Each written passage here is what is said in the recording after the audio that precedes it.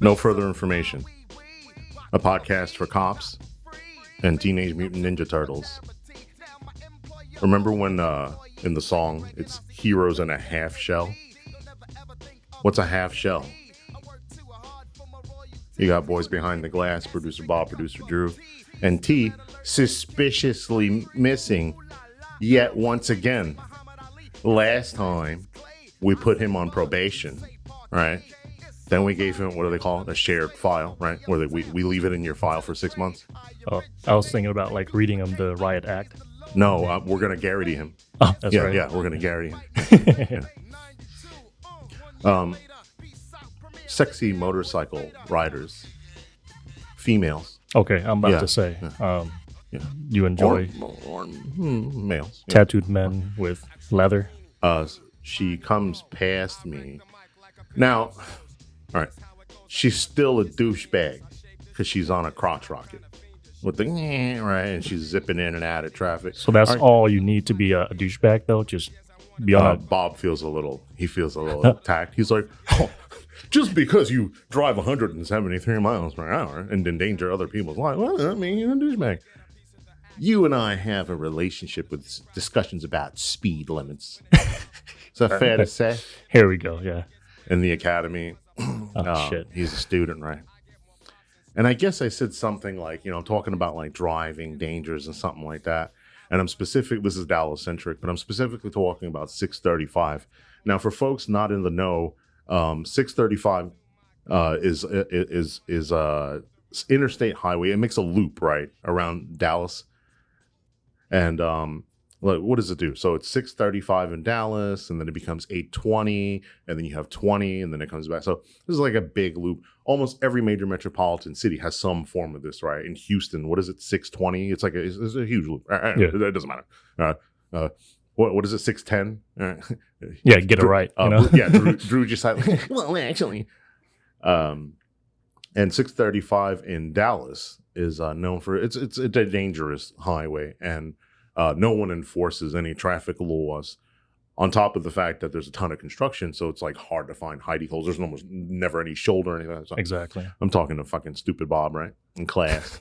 Now, we have to remember he's in the academy. He's fucking young. He's barely sprouted a pube, and he's like, well, what's wrong with what did you say? Something we were discussing the statute for speeding, right? Sure. You were saying 1 mile over the speed limit is a violation. Is prima facie evidence of speeding. That's right. Right. And but then again, what'd you say? and I was trying to do is temper, like, obviously you wouldn't write someone for 1 over if you're not a fucking douchebag. Yeah. And most cops have their tolerances. And then what help me remember.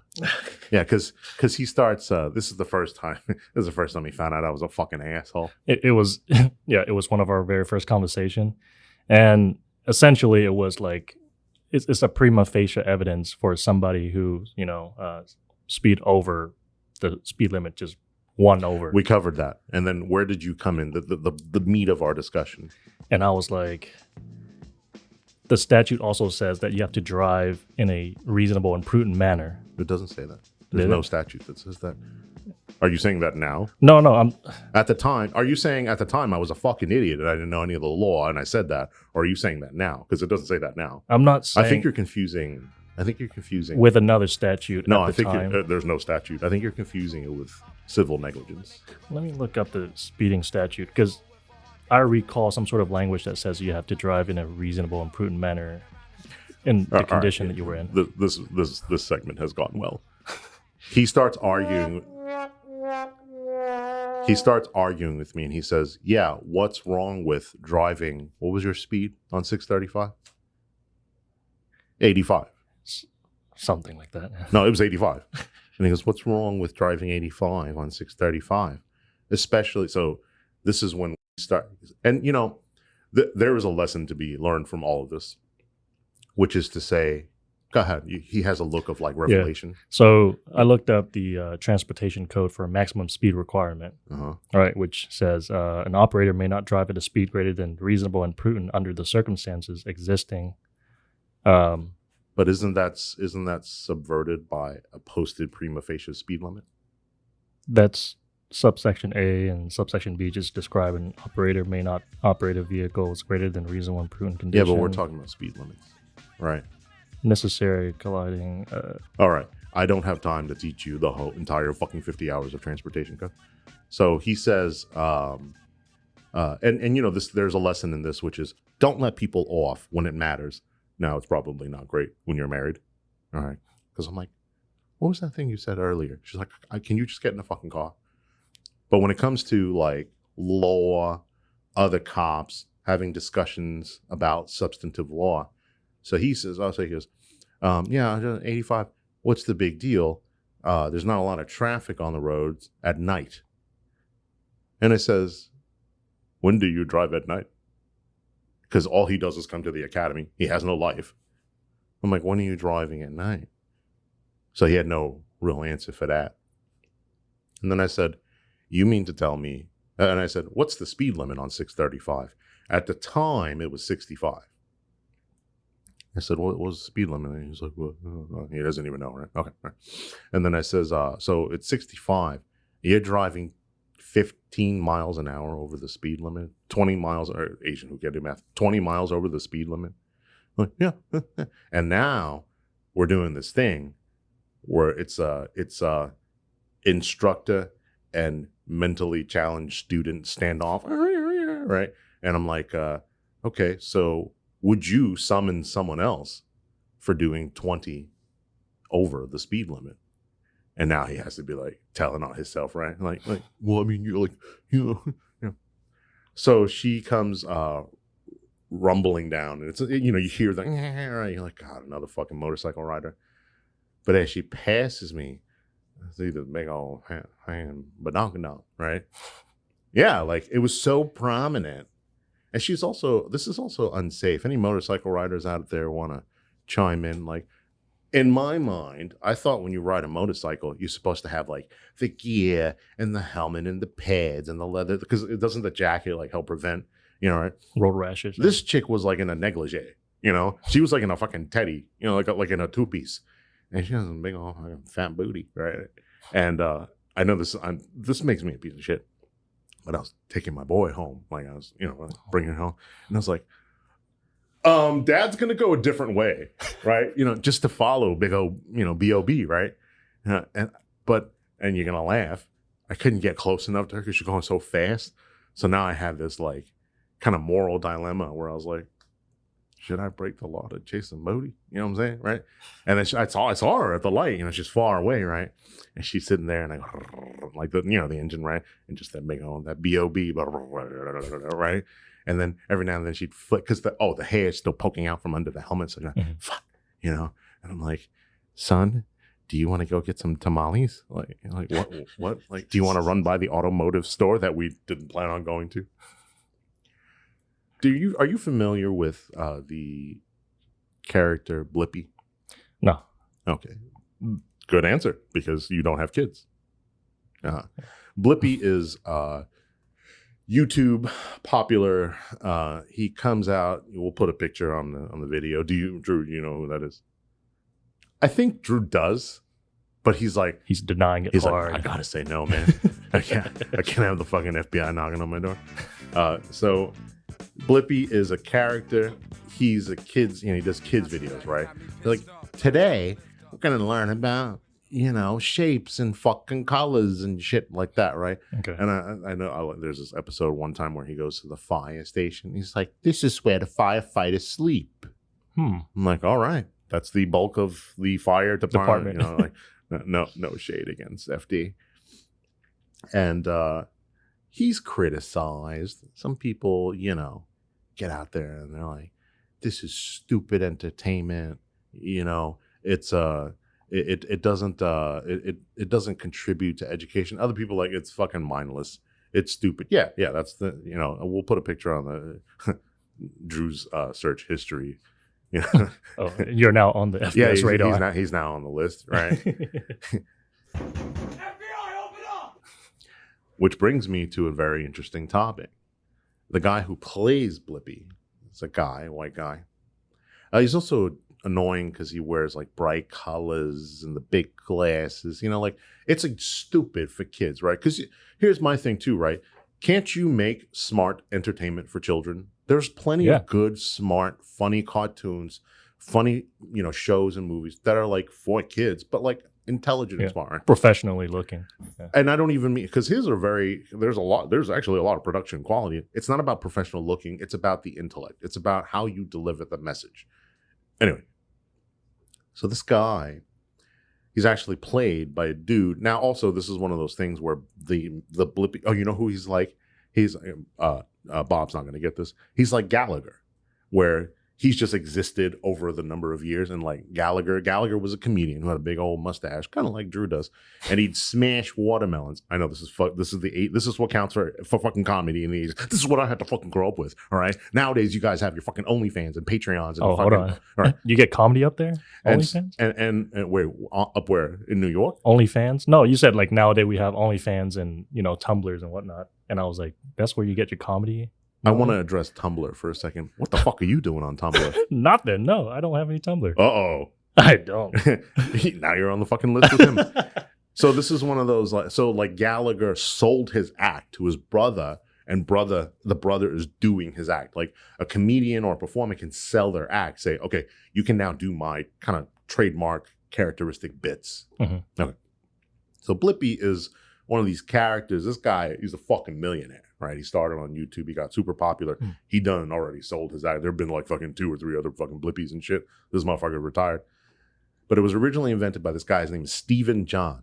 He's kind of a douchebag too, because he spells Stephen with an I, Stevin. Like, what are you doing to me? It's to distinguish himself from other Steves. You know what? Speaking of Drew, it's like the basketball player Drew Holiday, Drue. Like, come on, guy. Just fucking spell it the white way. All right, anyway.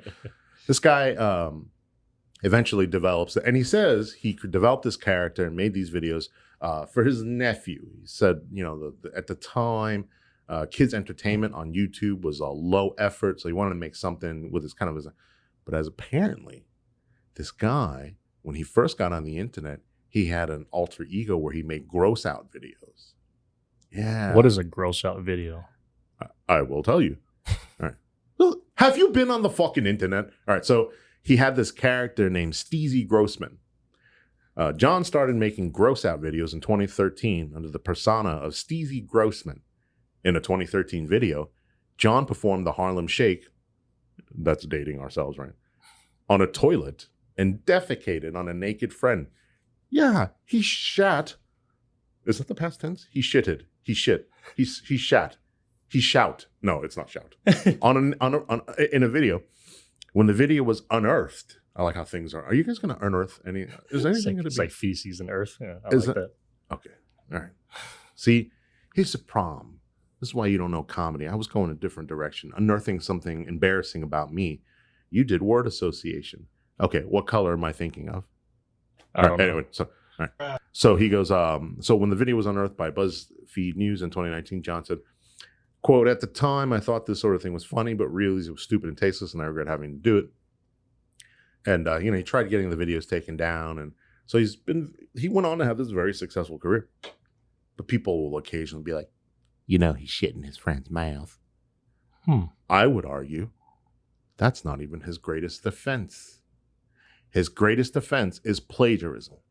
That's right. You heard it here, folks. Breaking on the No Further Information podcast to call out this fucking children's character that retired and nobody gives a fuck about. All right, here's my problem. I don't talk. I know that sounds surprising, but I had a lot of thoughts in my head. And unfortunately, I started a podcast about cops, and I have no other forum in which to air my dirty thoughts. So I do them here. All right. He has a song about an excavator. An excavator is a machine that lifts dirt out of I don't fucking know. Okay. Take it easy, Drew. Drew's like, yeah! It's unearthing all over again. Drew almost fucking came in his pants. Okay.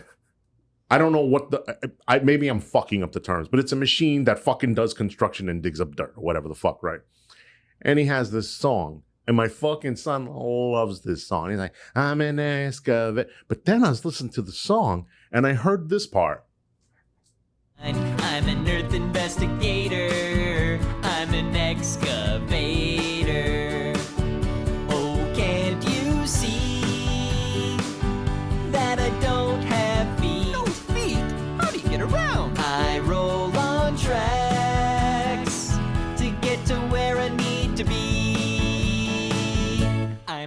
excavator.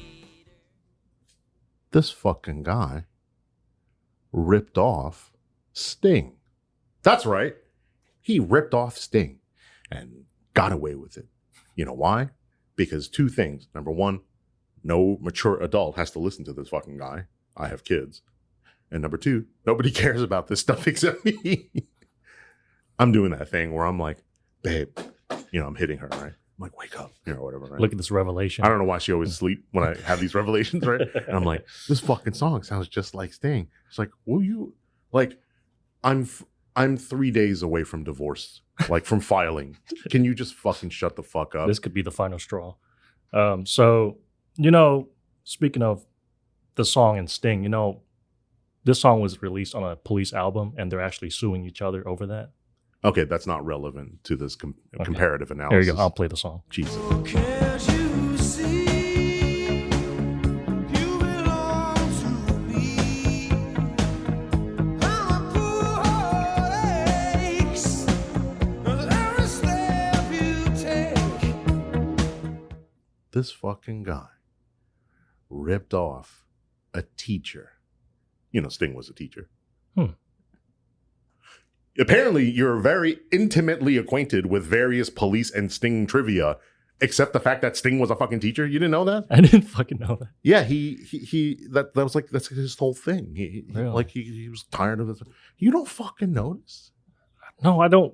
Where did you get that? Where did you get that other Sting police tidbit then? Well, that was all over the news. There were like Andy Summers. What very specific category of fucking news are you watching? Oh, you know what it is? His fucking screen is broken, so only the top half works. So I only see some Sting news, some police, the police, and some news about Sting and the police.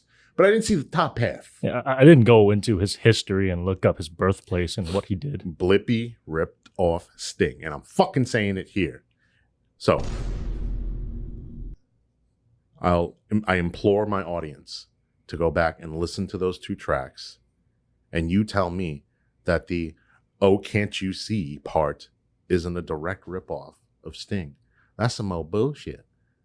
And I think it's time for us, I'm looking at you, Drew, to represent Sting, right? A little copyright infringement, little copyright claim. Yeah, fair. No, it's not. Fuck you. Is it educational use? No, it's not fair use. You know why? Because I didn't fucking learn anything. All right. And so you're listening to the rest of the song, right? And remember, I told you that he is. Remember, I told you that he has tried to distance himself from this whole mess, right? Mm-hmm. And you're like, I'm a changed man. I'm here to educate children. But I think every now and then, that Steezy Grossman, the defecator, not an excavator, but a aha! Right? Yeah. I'm a defecator, right? I think every now and then, this motherfucker gets one in over on us. Every now and then. I've got a place where workers sit. It's called the cab, where they control the bucket to scoop and grab. I'm a hole regulator. I'm an excavator. What the fuck is a hole regulator? You mean like the hole that your feces came from on top of your friend?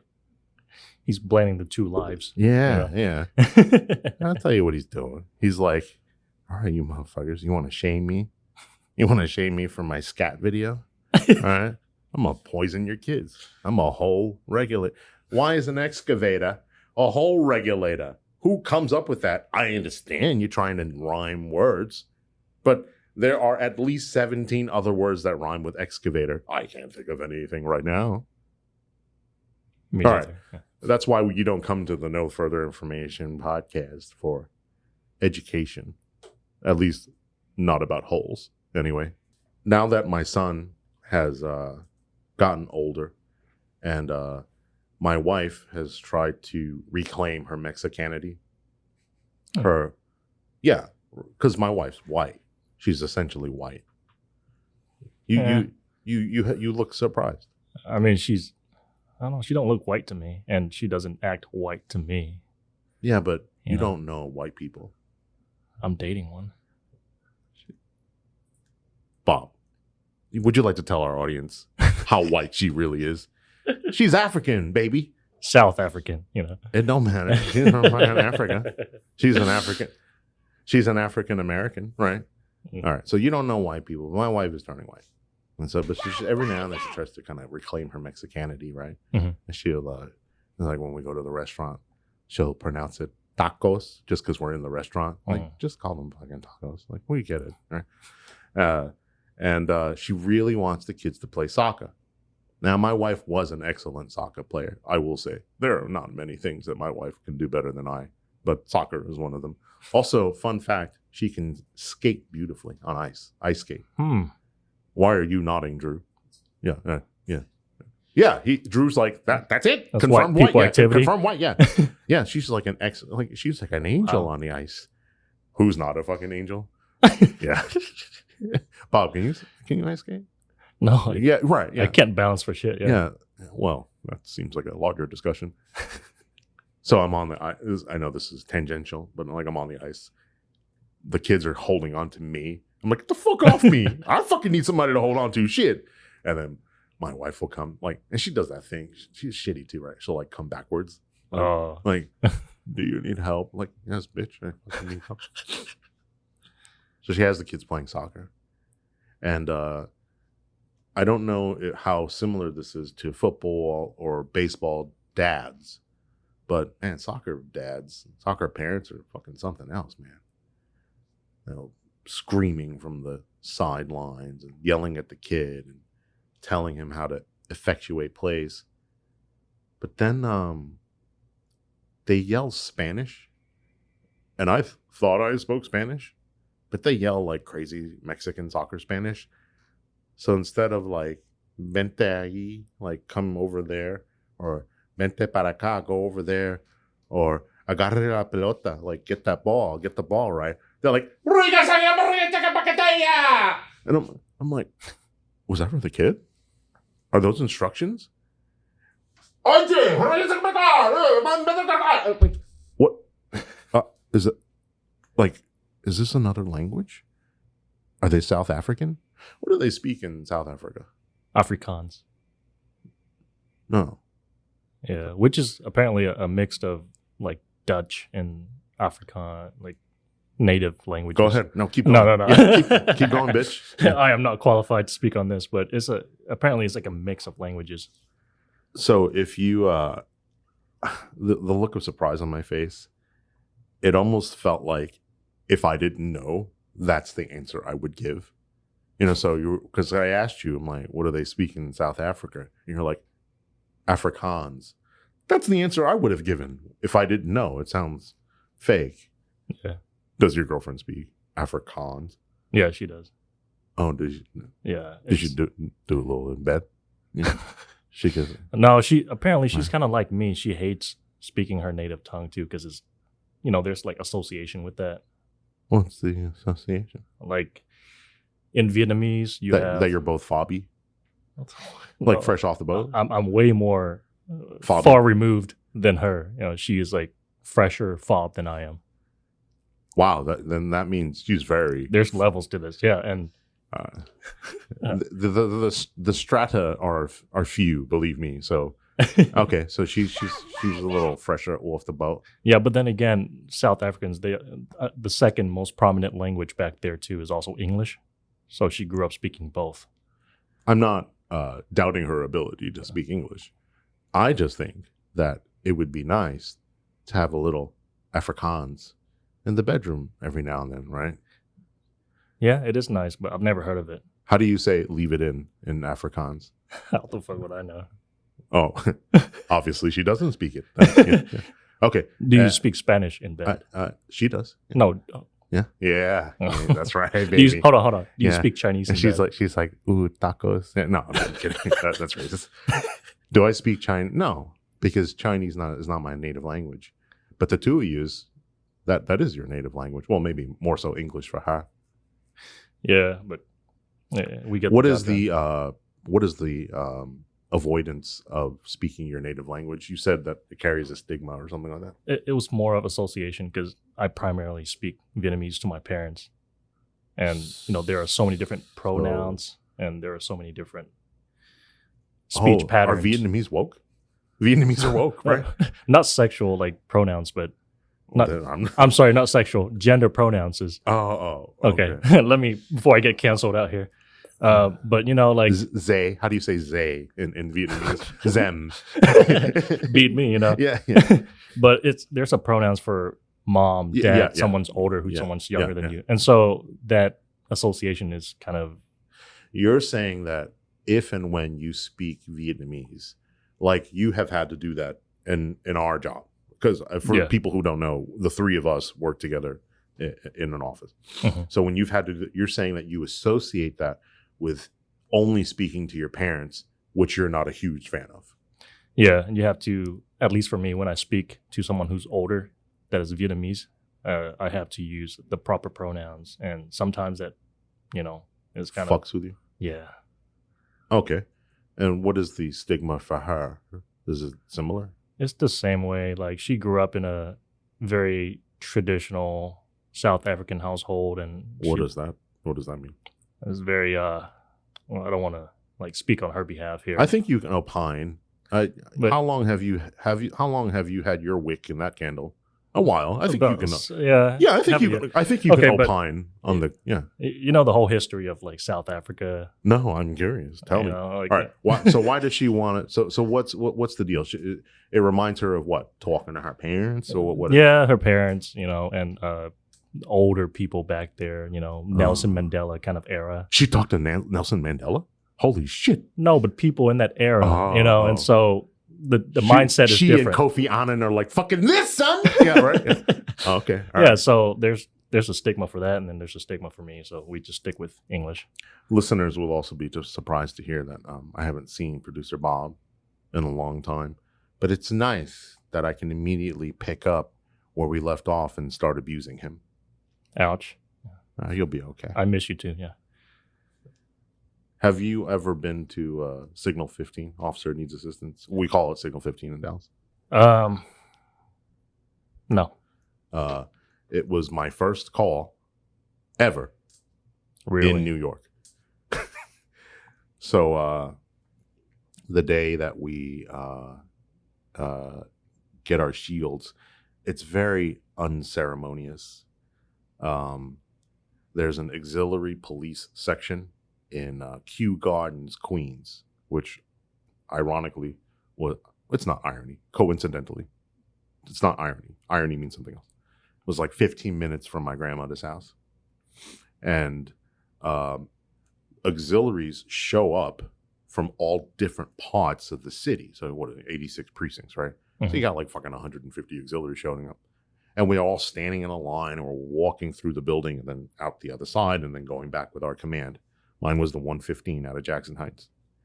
So we're all walking, and we just have dark blue uniforms. You come to the first station, like name, tax ID. Oh, every employee in New York also has a 6-digit tax ID on top of your shield number. Name, tax ID, command, sign here.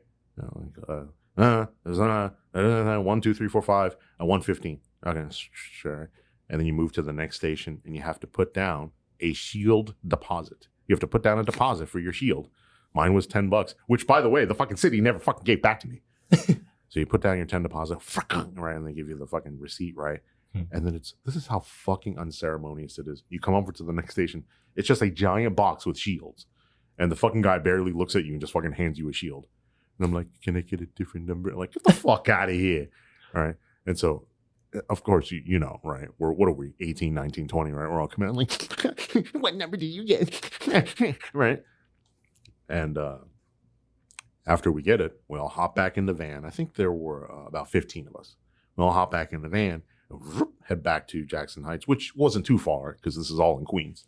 I feel bad for the motherfuckers. It's like, you know, fucking the Bronx, you know, got to cross a fucking bridge and shit. And we head back, and then we muster up, kind of in the briefing room, we muster up, and then hit the street.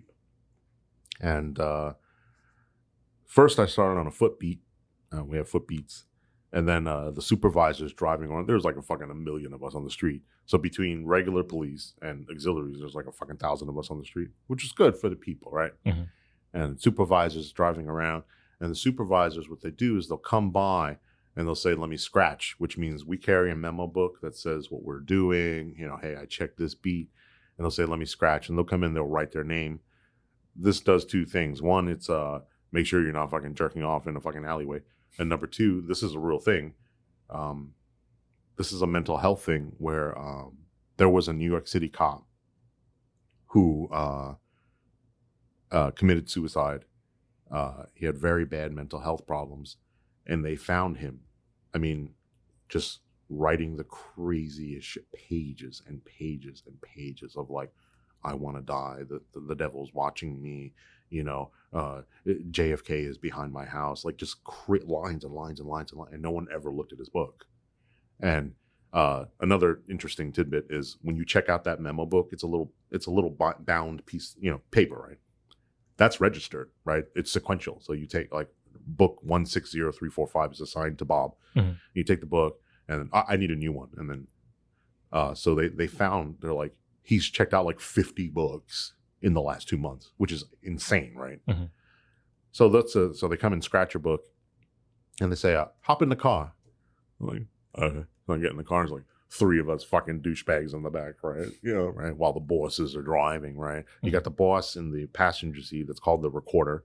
And then you have the operator, usually their driver. So we're driving around. And in New York, when you get it's called a 1013, officer needs assistance.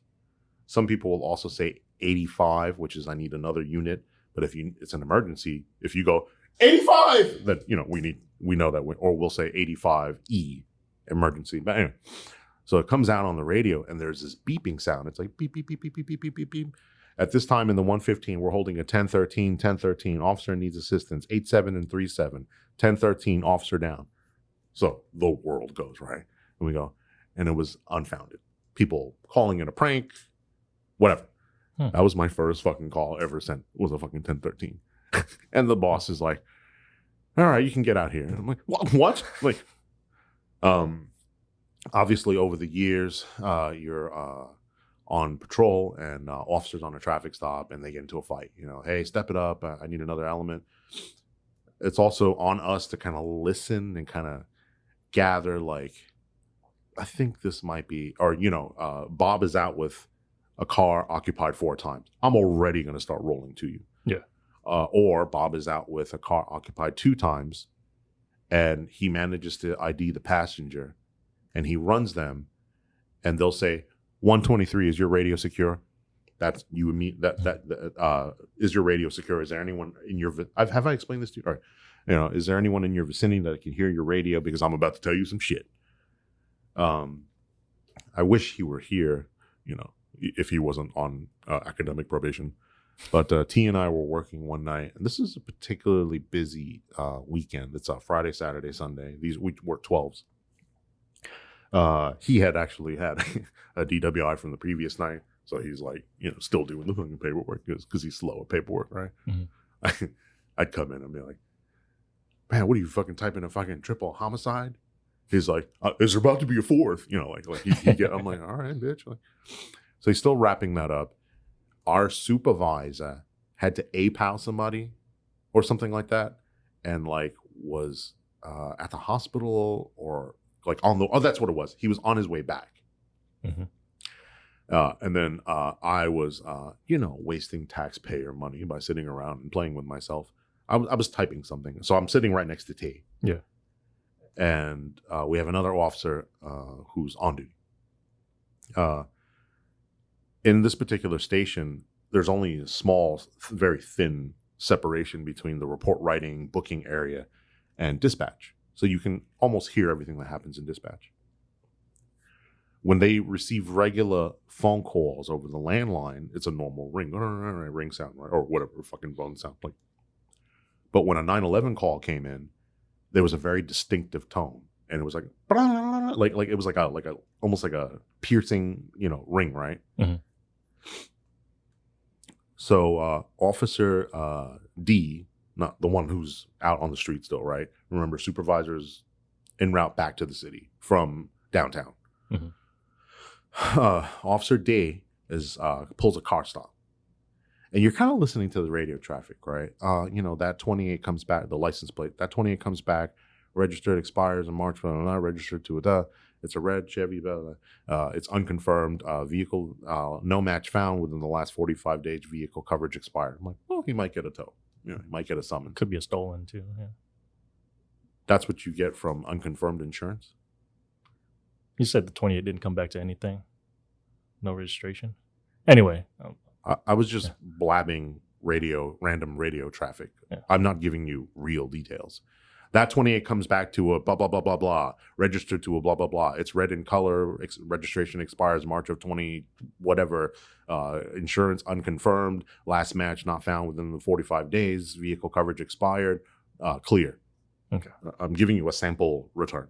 I'm trying to put you in the shoes of my shoes. All right. Do you want to fuck? Like, you're looking at me like... No, okay. I got it, yeah. And so he's out there for a long time, right? Mm-hmm. And then he runs him. Can I run a name by name and date of birth? If someone runs somebody by name and date of birth, it's one of two things. One, either the person has no ID, or two, you're kind of like not super sure that your dispatch is going to do the right thing and run just the 27, just the driver license number. We've gone on and on and on about the differences between running by name and date of birth and just the 27. I don't want to get into it, but I want to be sure. And then also some people are stupid. They don't want to use the MDC, or there's an officer safety concern where I want to stay by the car and I don't want to head back to my car and run it's fine. Go ahead and run it over the radio. And of course, run it by name and date of birth. It's a hyphenated last name. I think you can see where this is going. That comes back, no record found, no wants or warrants, clear all the way. Anytime a person comes back with nothing, your spidey senses should be up, unless this isn't a political or racist thing, but if they're undocumented, they're not going to have any IDs and they're probably not going to be wanted. And he's still on this traffic stop for a really long time, like seriously, like 30 minutes, which is like a fucking lifetime, right? In traffic stop land. And I'm saying in kind of straightforward Class C summons, or you're free to leave, drive safely, contact the court within 21 days is a long time. And they've status checked him 2 times. So they'll say 123 status, and you're supposed to say 10-4. And that's it, right? And then what was it, 15, whenever the timer goes off on dispatch side, 123 status. He says, I'm 10-4. Like, okay. So me and T are just kind of typing away, playing with each other, pulling on each other. The 911 call goes off in dispatch, right? That piercing blah, blah, blah, blah, blah, blah, blah. And the dispatcher picks it up. It's funny. She's very friendly, very nice, very sweet. But she's also like super like, no, pero like he's not gonna fucking come up here and like pull that bullshit. And I'm like, when did you go from, can I get the dispatcher back? Like, like fuck, because she'll be talking to you like, hi, good afternoon, sir. Right? And she's like, nah, he ain't gonna fucking come after me. I'll fucking stab his motherfucking. And I'm like, okay, right. So she gets on the phone and she's like, left elbow 911. Yes. Where? At, you're saying at 1st Street and 2nd Avenue intersection? Okay, you think there's an officer down? And then at the same time, there's a scanner, and we have the volume turned down for Dallas. Mm-hmm. Remember, we worked adjacent to DPD, Dallas. Mm-hmm. And on theirs, the tone goes off. Beep, beep, beep, beep, beep, beep, beep, beep, beep. Copy, signal 15, officer down at that same intersection that she's getting over the phone. And she's looking at us like, motherfucker, what you doing still? And like, what are we doing? We're fucking grabbing shit. We're doing the mad dash. I don't remember the drive from the station to that intersection. It was weird, right? I don't remember the drive. And there is some comedy, I promise.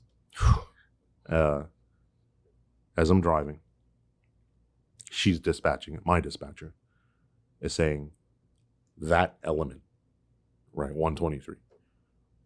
123's down, 123's down, unknown status, code 3. At the same time, I have a scanner in my car. It's Dallas, DPD scanner. And they're like, and you can just hear every single element responding. Bravo, blah, blah, blah. Bravo, da, da, da, da. David, blah, blah, blah, blah, blah, blah, blah. And just coming in droves. And you can hear the fucking sirens coming. Wow, coming. And I pull up. And it's just a crowd surrounding. I see the patrol unit, no violator vehicle. His patrol lights are on. And I'm like, get out of the way, get out of the way. I'm, I fucking come fucking sliding up sideways. I'm code 5. I'm on scene. And just remember the crowd partying, and there he is lying on the ground. Suspect took off with him and dragged him for 15 feet. Then as he pulled away, ran over his ankle and snapped it. And he's like lying, and like I can see tears coming out of his eyes.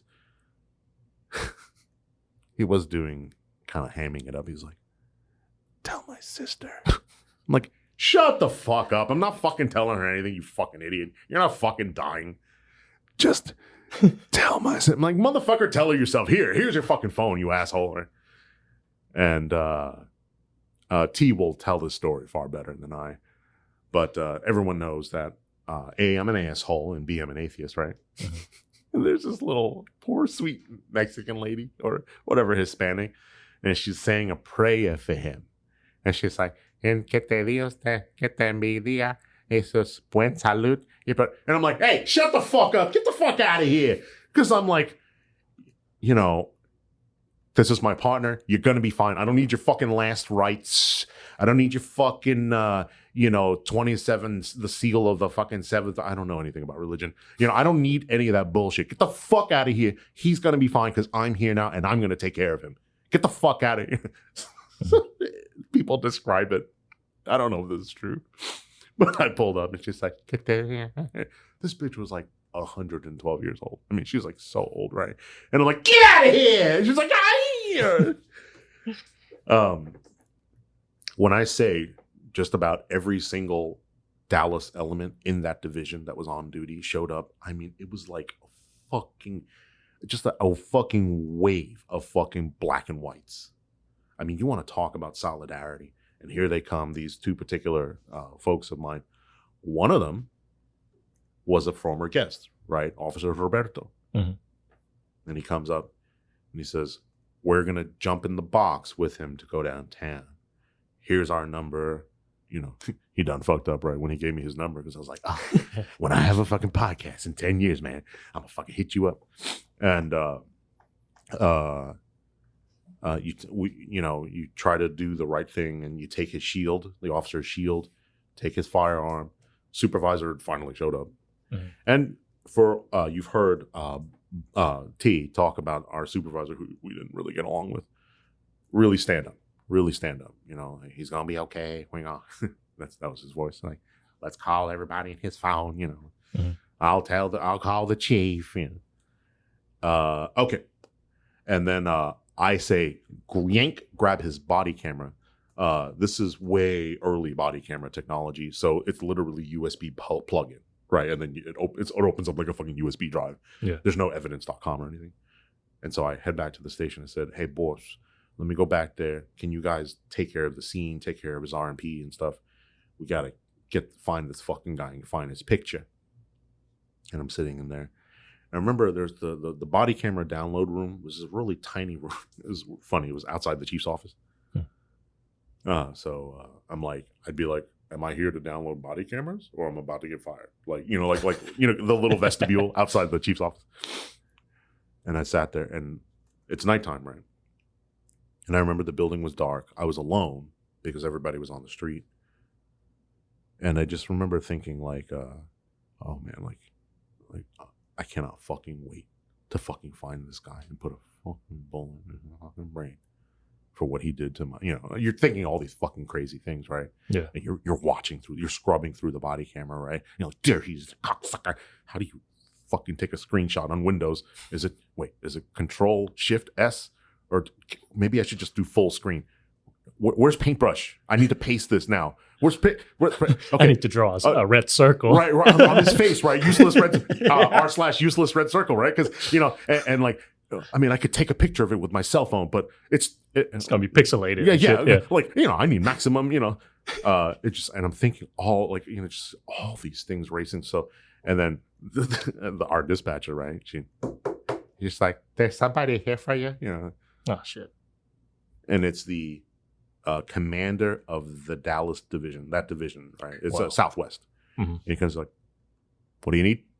Dogs, bodies, cars, choppers. What do you need? Let me know. I'm like, what who the fuck am I, right? I'm just some fucking stupid street cop. I'm like, thanks a lot, chief. I'm just trying to ID the suspect. He goes, oh yeah.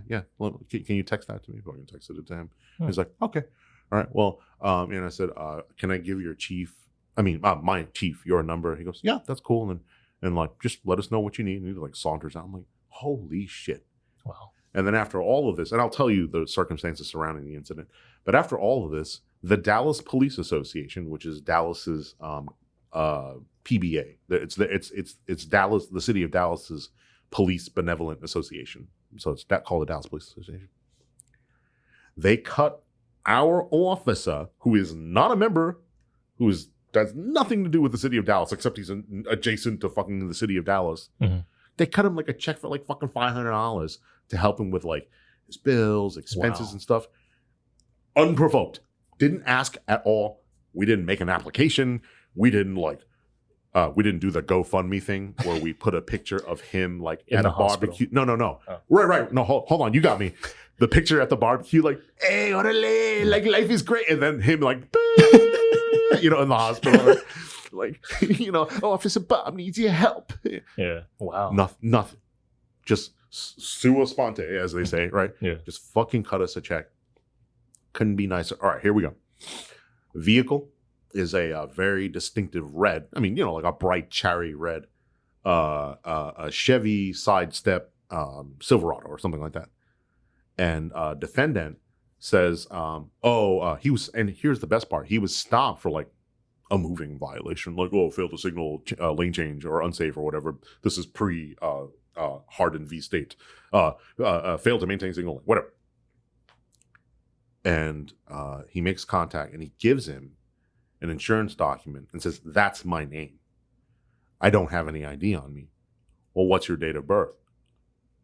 July 1st. And, right, so it's one of those stops, right? Yeah. And also, I'm not diming this officer, right? I don't have any contact with him anymore. He wasn't the brightest bulb in the box, right? He didn't deserve any of this. But this is it's not quarterbacking, it's just training, right? Call us. Call one of us. Start me one. Mm-hmm. That's all you have to fucking say. Are you going to be mad if I call you? I'm like, hey, start me one. You show up. I'm like, I thought, and it turned out to be nothing. No. Who gives a fuck? Hey, man, all right, I'll holler at you later. Call me as many times as you need. I will never, no matter how much I dislike producer Bob, and boy, do I fucking dislike him. All right. I will go to every single one of your car stops. If you're just having like, I'm scared because this is a minority. Like, if there's a training issue we need to address, that's different, right? Mm-hmm. But like, if your hairs are standing on the back of your neck, or there's like a lot going on, I will always why not just fucking call somebody? And you can tell on body cam. You know how like when you're watching an officer's body cam, you kind of like see what's going on in his head. You can tell he was hesitant. Just call us.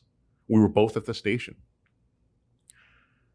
After nothing comes back, and this is all in Spanish. But again, I've told you guys this before, where I'm not really, but like if you're a native Spanish speaker, so I'm a native Spanish speaker, and I'm talking to this guy who's like, oh yeah, pero no hablo español. When you're talking to this other guy, you can kind of tell his Spanish is not quite right because he does in fact speak English. Does that make sense? Yeah, when someone trying to fake it. Right. There would be some. How would you say your Vietnamese is? Like fluent? Is like a 6 out of 10. Okay, all right. Yeah. That's a good point, right? Mm-hmm. Now give me a however old you are kid who's very fluent in Vietnamese, who's a 10, right? Or who's a 9, right? Yeah. If he talks to you and you're like, pho, banh mi, I don't know any Vietnamese. But if you tell him in Vietnamese, I don't speak English. And the two years start talking, mm-hmm. his fucking spidey sense is going to start going off because your Vietnamese is shitty. Exactly. You get what, right? Is that? Yeah, he can tell, yeah. Okay, all right. Same thing with Spanish. Mm-hmm. And so the officer D, he's like, I really felt like you fucking spoke English. So every now and then he'd throw in so where is it? Like, like that, right? In English. And what are we watching for? The defendant's reaction, right? Mm-hmm. When a person doesn't speak English and you ask them a question in English and they have no idea what you're saying, you can tell. But when they're pretending and you ask them in English and they understand, There's some inertia. yeah, there's well, I don't know about inertia, but just visual facial cues, little ticks, kind of like even a blink, or your little body language. And if you work the streets long enough, you can kind of figure that out, right? To his credit, D said, really seemed like he spoke English. So he's going back and forth. Where are you come? So how long have you been staying here? Where do you work? Where did you get this insurance card? Insurance card completely fake. Because remember, coming back unconfirmed, right? And that's another thing too, right? Early on in the pod, or I think it was episode 1, right? Fake insurance. Yeah. My fucking favorite thing. That's a spidey sense that could either be lazy fuck who doesn't want to pay, or the guy's on the run and he's got a fucking gun under the seat. You just never know. Call another element. And especially in that context, it's me and T pulling on each other. We sitting next to each other. What's going to happen if he says, start me 1? We're both going to go. We're not fucking doing anything else. Now you got 3-on-1. Guy completely lied about his identity. When D pressed him, he takes off. And this is another lesson. Let go of the fucking car. Let go. Just let him drive away. Pursue him if you want to. Let go of the fucking car. D hangs onto the car, falls. Now he's caught up, gets dragged, and then when he's separated, it runs over his ankle and crushes it. It's a manhunt for this guy, right? We have county, we have DPD, we have DPS, all looking for this guy. Found his truck at very close by. He's renting a room in the back. Every good piece of shit trap house has a room in the back, right? That someone's renting. Mhm. Oh, I don't know anything about him. Found the truck, impounded it. We're lifting prints. We're trying to find this fucking guy. Found his real life. Oh, homeowner says, yeah, he came home Sunday, the night after the assault. He came home Sunday, cleaned out his fucking entire house and fucking took off. We thought it was weird. Really? Really, Sherlock. Get forensic evidence and eventually ID the guy because we find credit cards and stuff like that. We eventually ID this guy. Okay, so you ready? Mm-hmm. He was here legally the first time, met a woman, shacked up with her, common law. Fine. She has 2 children from a pre-existing marriage or relationship. Suspect sexually molests both of them and rapes both children.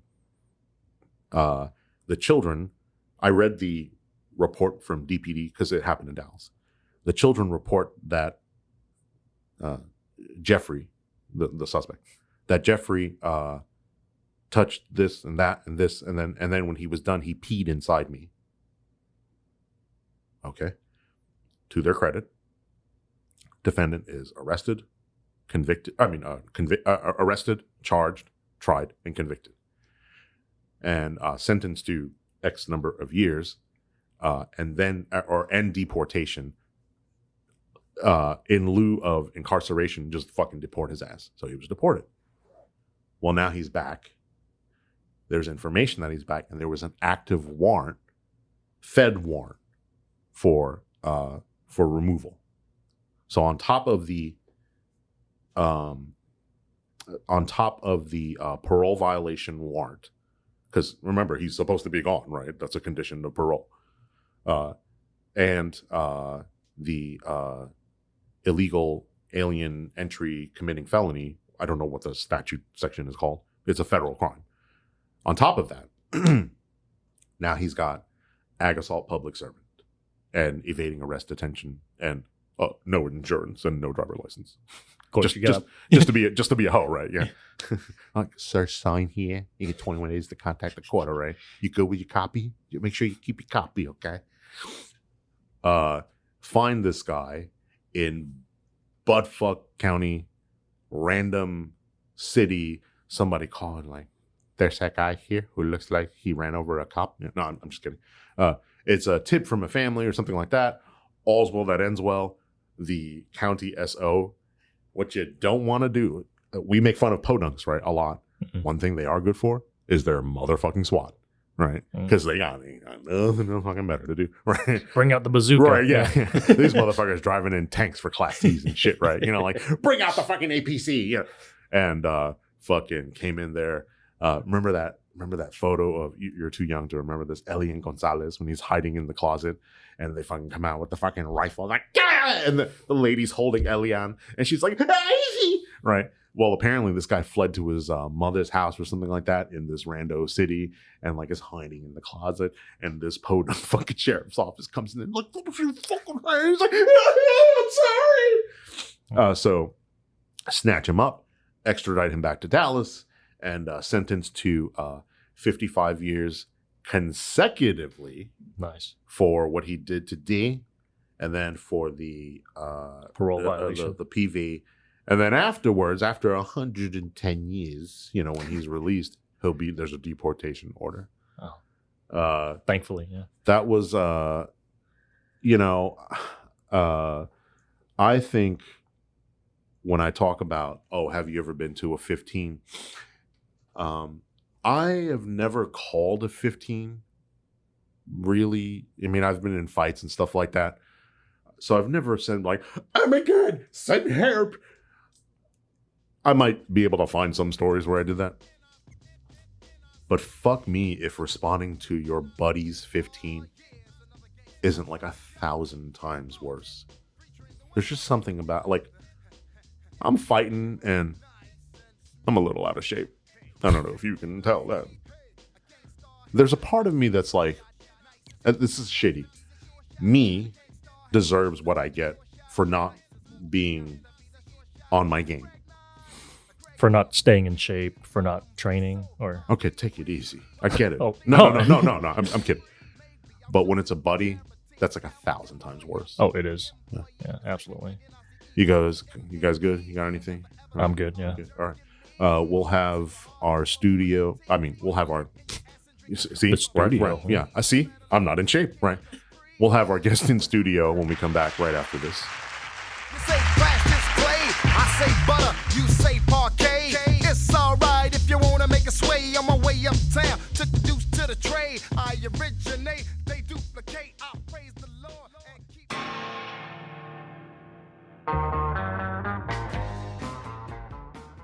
Guests of the No Further Information podcast stay at the exotic and affordable Deluxe Inn.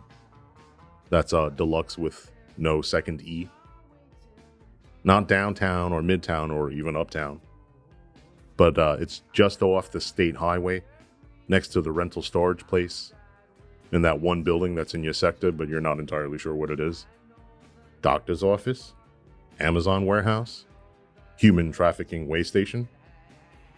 Only the county appraiser knows for sure. And even he's probably not too sure, since the block is zoned for mixed use. That means residential and GHB. Every city has a version of the Deluxe Inn. Each has a name that makes them sound way better than they really are. The Midway, Stop In, and my personal favorite, the No Meth Here Officer Motel. These spots are like shooting fish in a barrel for drug cops.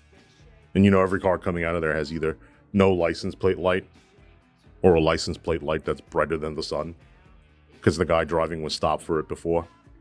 It's like anytime you see a guy on a bicycle after midnight and he has a Walmart headlamp zip tied to the handlebars, yeah, that guy's definitely been fucked with. And who could forget the time you were sent to the motel on a call for service where the RP tried to get you to write a theft report because the prostitute he ordered didn't deliver. Or the guy was upset because the crack rocks he bought were actually children's chewable Tylenol. Occasionally you do get the domestic violence call. That's when you actually have to enter the piss and fluid stained room. You know, where the carpet is either super squishy or rock hard. The TV's bolted to the floor. And all the pipes with residue on the table are for tobacco. Right, because you light your Marlboros with a blowtorch. The No Further Information podcast provides only the best accommodations for our cherished guests, because we believe that customer service, quality, and the ability to book an hourly rate on a room is a God-given right. Some call it the 28th Amendment. Others would call it, I'm only staying here temporarily until my check comes through. Many thanks to our partners in the sleaze bag motel industry. They give our wanted fugitives a place to order pizza to. And without them, guys who were wanted for unpaid child support wouldn't have an address to put down for the bond company. And remember, when you check in, they don't need a credit card for incidentals. They just assume you're going to smoke meth in there. So, enjoy your stay, and here's one small window air conditioning unit that is somehow simultaneously very cold and also worthless at the same time. Sleazebag Motels. Come on down and bring one pillow, but also 12 pairs of Crocs.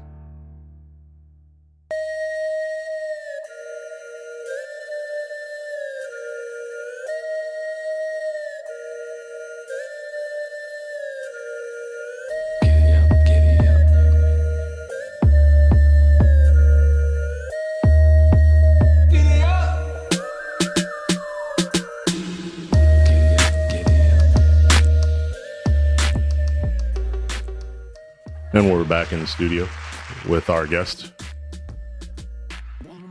You're going to be Officer Bob. That's your new name. Okay. All right. So, Officer Bob is another person who, like many guests, I'm super jealous of.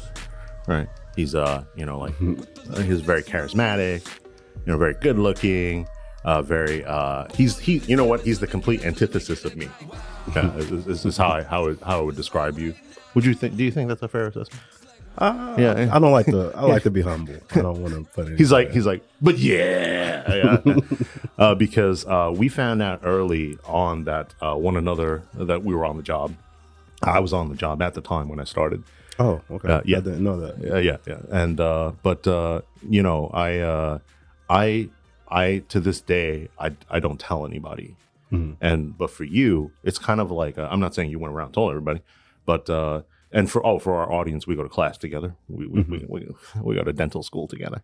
But it kind of became known that you were on the job, and it just kind of became like the de facto thing. Right? Did you let that slip by mistake? Or? No, I didn't. I didn't let it slip. Like it's something I'm not ashamed of, right? So I feel like just put it out there because people respect that, and it's a good stepping stone to other careers. And I don't know why I don't feel that way about myself. I always felt like it was a deep, dark secret that I didn't want to tell anybody. I think most of us do. Yeah. It's funny because when I was single and dating, I never told girls. I wouldn't tell them in that context, right. But in the context of careers, I think a lot of people respect us. So I think it's a good stepping stone. My position has shifted over our time together in the school. And I'm seeing that like, oh, it's not that bad, right? Of course not. But I'm too deep in now, and people would be like, hey, weren't you a cop? I'm like, no, what the fuck? You confusing all Asians? Do you think it has something to do with you maybe being from New York? And like, so my experience, I'm from the South, and I just feel like maybe there's more respect in this region. Yes, I have always felt, here's how I feel. I feel that A, nobody gives a fuck that I was a cop, and B, that most people dislike cops and everyone has an opinion. And because I have, as recently as last week, I had no idea who this fucking guy is, stop me in the bathroom. I'm fucking holding my dick and shit, like taking a piss. And like he comes in, he's like, hey, weren't you a cop? I'm like, first of all, who the fuck are you? All right. Second of all, no. And then he goes like, because I heard that there was somebody who like went to class with a tall Asian guy and he was a cop. Okay, sorry. Like it just happens to be that I'm one of the few tall Asians in there. And so that puts the bitter taste in my mouth, and I don't ever want to tell anybody. Oh, okay. But again, I really feel like no one cares, and maybe my experience is different from you. Would you say that overall during your career you've had like police support? Absolutely. Yeah, I think so. I mean, maybe that's me. Maybe I'm just maybe I was just a bad cop. I don't know. I mean, I think where I'm at, there's a lot of respect. So. How long have you been on the job? Almost 17 years. It'll be 17 years in January. You work for a large agency A, and you are in a traffic investigation unit? Yes. Yeah. Okay. Why police work? Is it something you always wanted to do? I think it's just something I gravitated towards. So I started with the Marine Corps, Like, so I was 18, 19. My now wife, who was girlfriend at the time, was pregnant, and I was working UPS. To this day is still the hardest job I've ever worked in my life. And I was like, if I'm going to be working this hard, I might as well join the Marine Corps. And then why the Marine Corps? Because everybody in my family was Army, and I wanted to one up everybody. So I was like, I'm going to join the Marine Corps. And then I did aviation electrician. I was in the chow hall eating in the Marine Corps, and like we used to watch Spike TV while we were eating in the chow hall. Yeah. So yeah, and there was a Spike TV one episode where a cop was making a traffic stop and he got shot in the face. And I was like, oh my gosh, like, and my immediate thought was, I wish I was there to help that officer in that situation. So I think that's what kind of, gave me the idea. Planted the bug. Yeah, planted the bug. And same thing with the Marine Corps. It was during the time with the Iraq War. And then back then they kept showing the death toll of service members rising. And I'm like, I want to serve with them. Like, I looked at it as like they're heroes. So it's a weird instinct to say, over there is all of that peril and danger and risk of death. I want to go over there. Yeah. What's that? I can't fixate on that. I don't. I think it's just admiration for the people who do the job, and then it's like they need help, right? Yeah. So like I see them as heroes, and they need help, so I want to help them out. Yeah, I'm nowhere near your level, but I feel the same way. I'd really want to go help because they're doing a thankless job. Yes. Okay, so you get out of the Marine Corps, and you did you do civilian jobs before you got on the job? No, I went directly so I was Marine Corps Reserve, right? So after C school, we have boot camp, we have rifle training, we have A school, and then C school. Where's B school? Is there no B school? I don't know why there isn't. Fucking government, man. Leave it to the government if I can skip a letter. Right? I've never even thought about that. That's why I get paid the big bucks. All right, so you get out. Yeah, so I get out, and immediately, like, I'm driving on base, and then driving on base, the agency I work for recruited at that base, and that's what made me apply for that. Okay, so first and only department. Yeah. Well, no, I applied for other ones in this area, 2 other ones. But as far as employment, first and only? First and only. Yeah. So, all right, so you get on the street, and I have something of a mind of people who come from the military who go into civilian law enforcement. Some do okay, some are not so great. I worked with this guy who was what was he? He was a first sergeant in the Army, so he was a mucky-de-muck. He's a big deal. But then he comes to our department, and he's just another fucking patrolman who doesn't know how to do GWIs. And that was like a thing for him, and people telling him no. And he's like, what? I'm not supposed to be told no. How was your transition?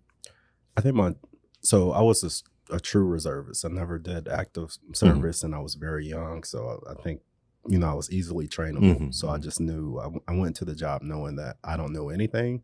And that's the approach I take to everything. I know nothing, and I'm there to learn. And then over time, then I learn a little bit. I still don't know a lot. I can teach people what I know, but I'm still always in learning mode. Don't fucking give me that humble bullshit. No, right? that's it. No. All right. So you get put where? North side, west side, south side?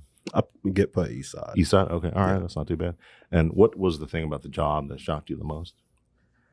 So I started very young. I was 21 when I started. Wow. That's the youngest you can be. That's the youngest you can be. And I looked young. I think what was most shocking is just the power and the trust in the job. Like, I'm 21, probably too young. Now that I'm much older, I'm just what like, the fuck? Like, they fucking let me do that? Like, yeah, exactly. Like, maybe I was too young to do that, but it's just the power in doing the job and the amount of responsibility was the shocking thing. I guess it didn't weigh on me until I actually was in uniform and had the job. And the power is largely unchecked. I mean, yes, you can get away with shit and not be discovered for a long time. Especially back then. That was before body cameras and stuff like that. So, yeah. When you're on the street, what are you seeing? What are you coming across? What's your specialty? Just starting out as patrol, just answering calls of service. So it's answering everything. One of my training officers, they did a lot of DWI stops. So hold on, slow down. Yeah. All right. Play some. Give me a little. Yeah, give me a little R&B. Yeah. Okay. So go ahead. Yeah, so they did a lot of Uh-huh. DWI stops, and I was just like, that's kind of what my specialty was, especially around towards the end of shift, because I knew with the DWI stop I would get pulled into some overtime. 'Cause Bankrupted the city. It takes a Fucking while.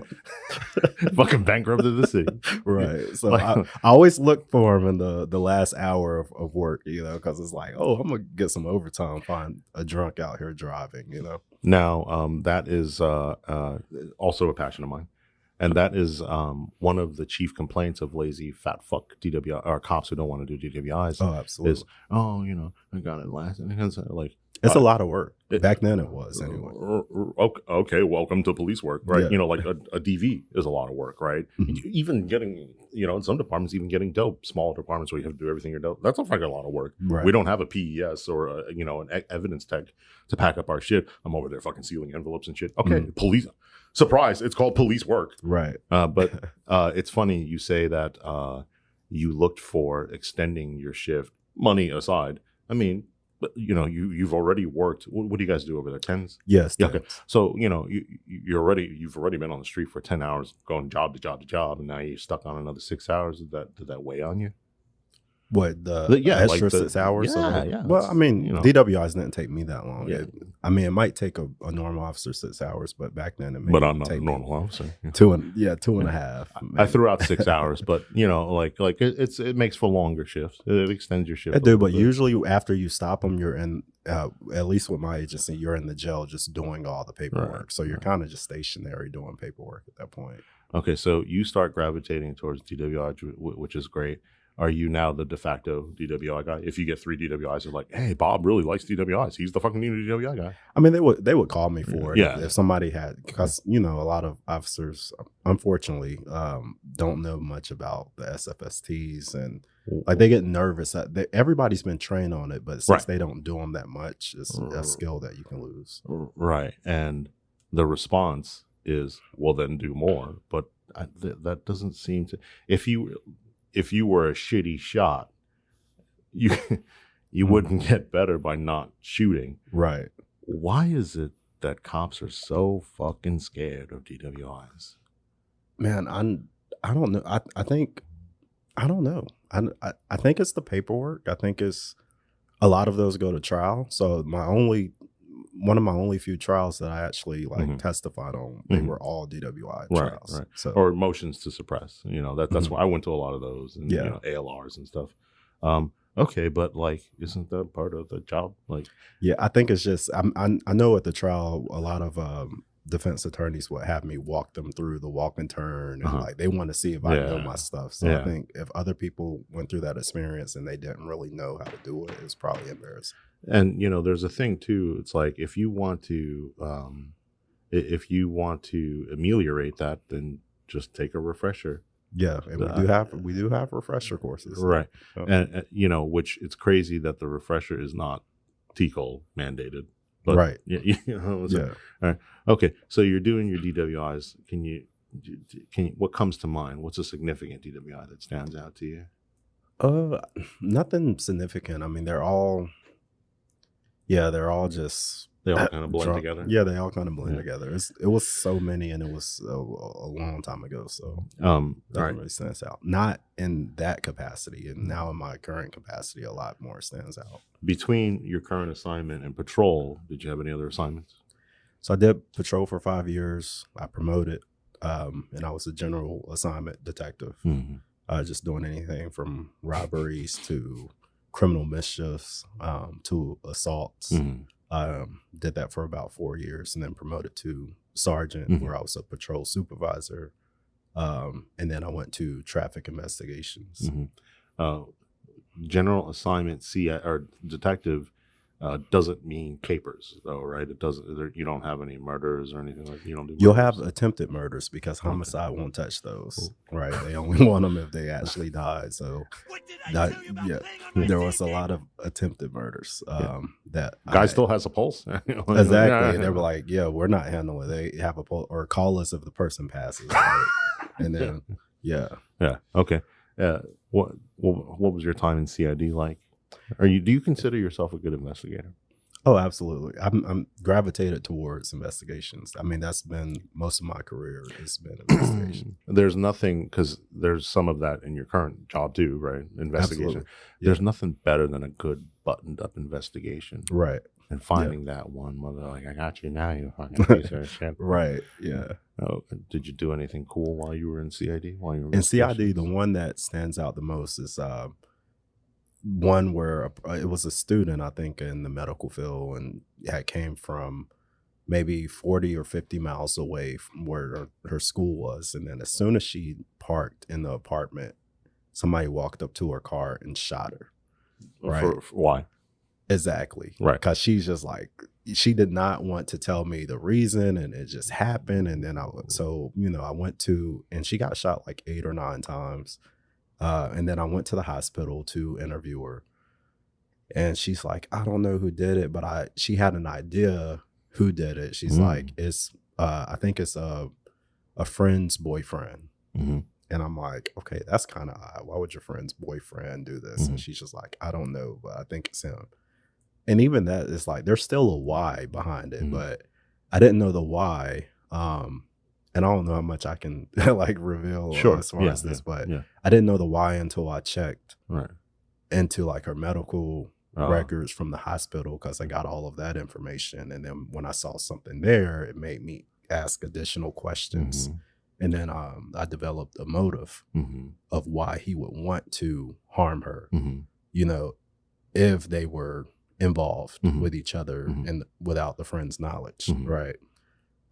So then when I asked that, she admitted to being involved, the involved in the relationship. And then it's like, oh, and then this guy ended up being not well known, but he was kind of well known where he was at locally. And it was like a thing to him to have street credit and all that, right? So by shooting a defenseless girl 8 times. Yeah, because you know what I mean? Yeah, because it showed that he was hard and this and that. So like I was trying to call him and get information from him, and he thought he was smarter than me and all this. So I had enough to develop a warrant, and it was either I could go with aggravated assault, right, or I could go with attempted murder. So I went with attempted murder, and even the assistant DA, they were like, ag assault is easier to prove. And I'm like, well, I want to do attempted murder because maybe if he sees that, he'll actually take this as serious. No, I did the attempted murder, and the next thing you know, I'm looking at his Facebook Live, and he's like bragging about this attempted murder warrant. He's like, you're giving him the street I'm giving him more street credit. I'm just like, I can't believe this, Should have charged him with disorderly conduct, discharging firearm in city limits. Yeah, but so I mean, I got the warrant and everything. I presented the case. I think he got out on like house arrest or something like that. Who hooked him up? I don't know. Normally we will write the warrant, and fugitive will get him later. Or nabbed off. He was nabbed off the street somewhere else. He was nabbed off the street, got house arrest, and then maybe years later murdered somebody somewhere else. What is your interview styles? I'm interested to see if it's. I love interview styles because it's so they taught us on read technique, right? So I usually start with trying to build a rapport. I try to find something, football, basketball, whether they have kids, and then in a way you try to find out what's important to them too, because I mean, if you've done read technique, that's what they teach you, right? Excuse me. And then so I get them to tell their story, and usually they're bullshitting you, right? I can cuss on here, right? Fuck yeah. Okay. So, usually I've only dropped 37 F-bombs. Okay, so yeah, they're bullshitting you mostly. And then my favorite part is when you call them out on their bullshit and say, I don't believe anything you're saying, That's my favorite part. I build all that up just to confront them. Just to knock them down. Yes. When that happens, the importance of just letting the silence hang in the air. Yes. Don't say anything. You interviewer, don't say anything. Don't jump on them. Don't jump. I know you're saying that you were with your sister, but here's a video surveillance picture of you holding up your Social Security card outside of the girlfriend's house. Exactly. And just let that fucking hang. But I like to be more aggressive. I like to say, I don't believe you because let me show you something. You're a little. This is your social security. You're right. You're a little more confrontational than I am. Because I like I think the more confrontational you are, the better the reaction from them. You don't strike me as a confrontational kind of guy, Bob. You know where I learned it from is so I had this stint where I thought I was going to be a professional poker player, right? Yeah. So at one point, I could see that. I could see that. Yeah, so while playing poker, sometimes it's good to be aggressive. Sometimes it's good to go all in, right? Yeah. Because once you go all in, you see their reaction. It's a bluff. Yeah, and that reaction is important. However they react with that tell is very important, right? So I think that's why you kind of have to be confrontational in an interview. It's a bluff and a gamble like anything else. But really, the odds are, at least with respect to law enforcement and the suspect, the odds are in our favor. Yes. Poker, I don't know how you would have fared as a poker player, but you know that maybe not much. But yeah, with law enforcement, the odds are in our favor. And I walked into investigations usually with a warrant, right? And so I walked into the investigations knowing that like I had the security and safety of I'm gonna get you. And when we read about these like abuses of power and cops beating the shit out of people and violating people's rights, and you don't want a lawyer, right, trying to talk them out of intelligent and knowing waivers. I don't ever see, and maybe that's what makes us different. I don't ever see the need for that. I don't see the need for unscrupulous interviews. Right. Where does that, we see it a lot on the street too, where cops will be interviewing people and they're afraid to Mirandize people.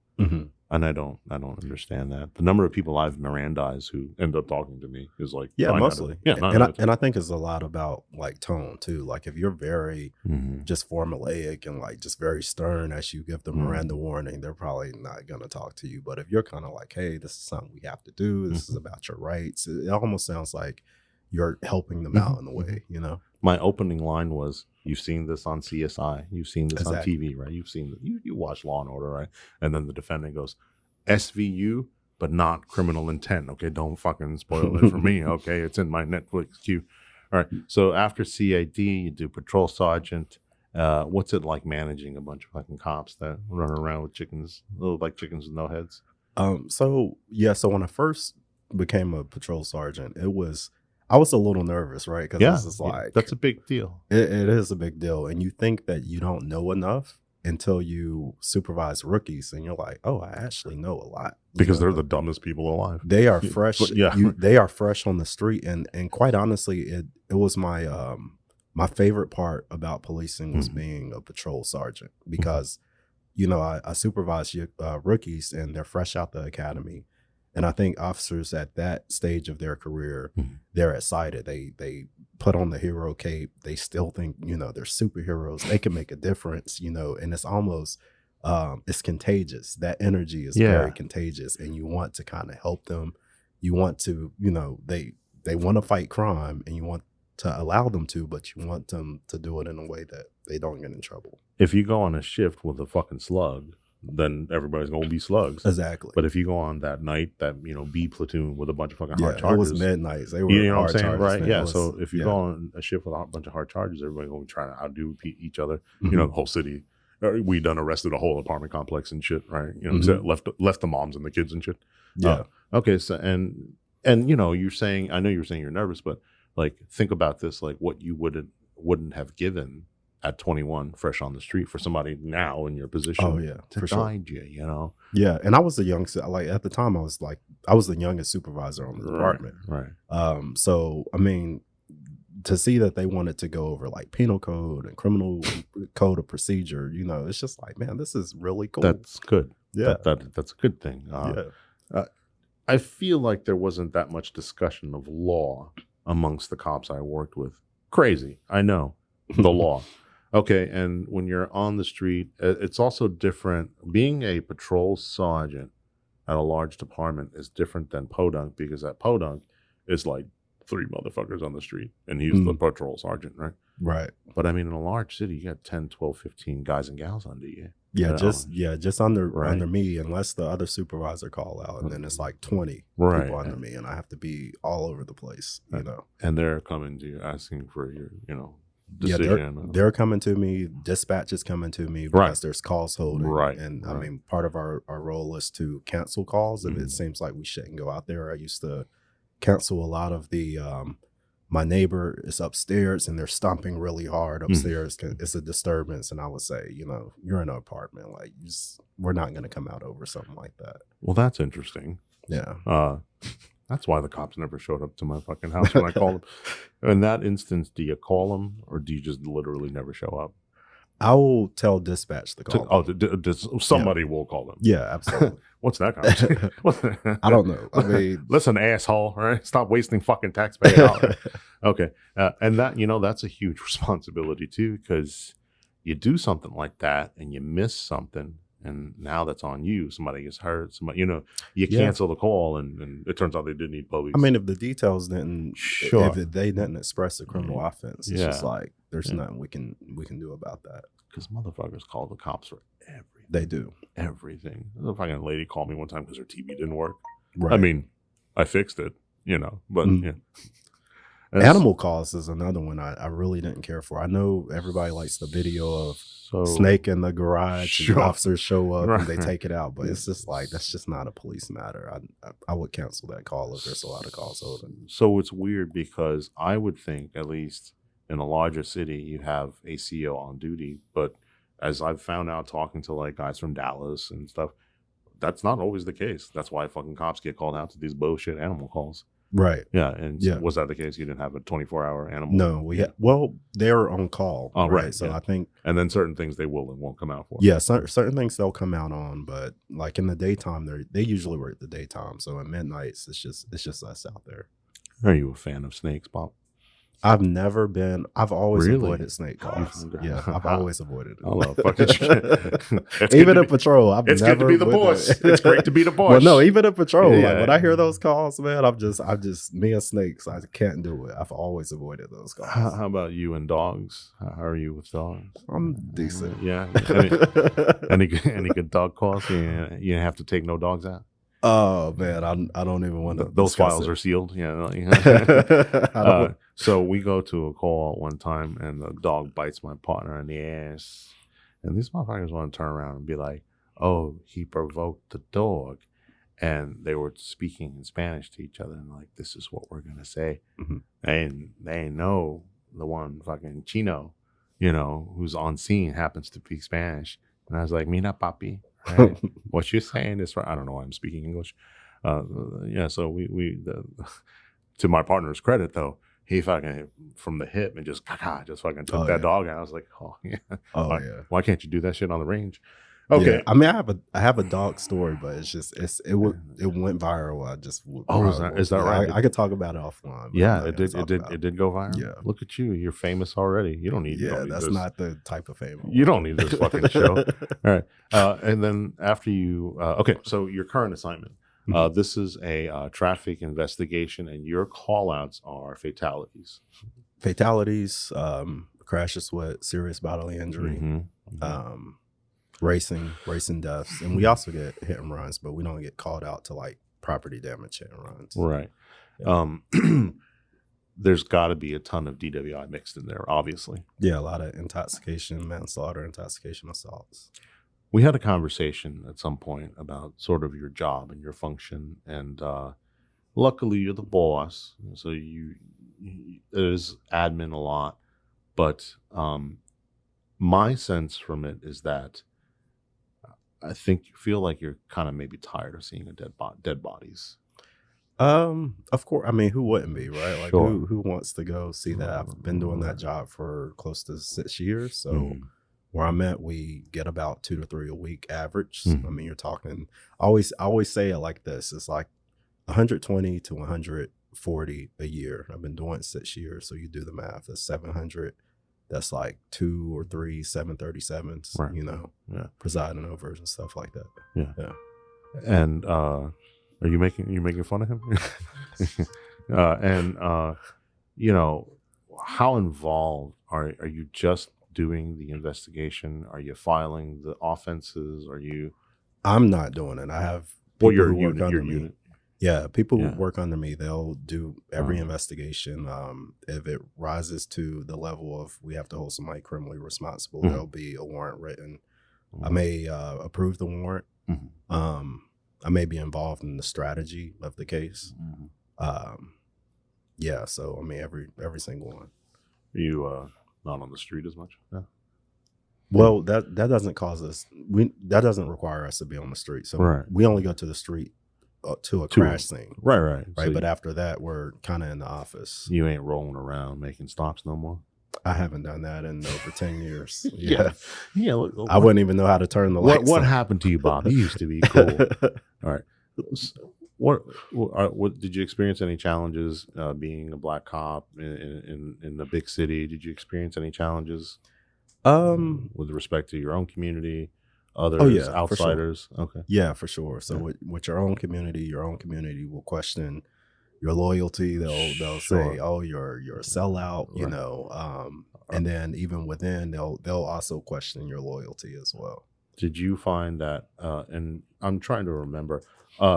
For clarification, I worked for a small suburb in county adjacent to your city. But anyway, so yeah, I get that. So I'm familiar with that particular sector of the city. Was it busy as compared to the South? Was it slower?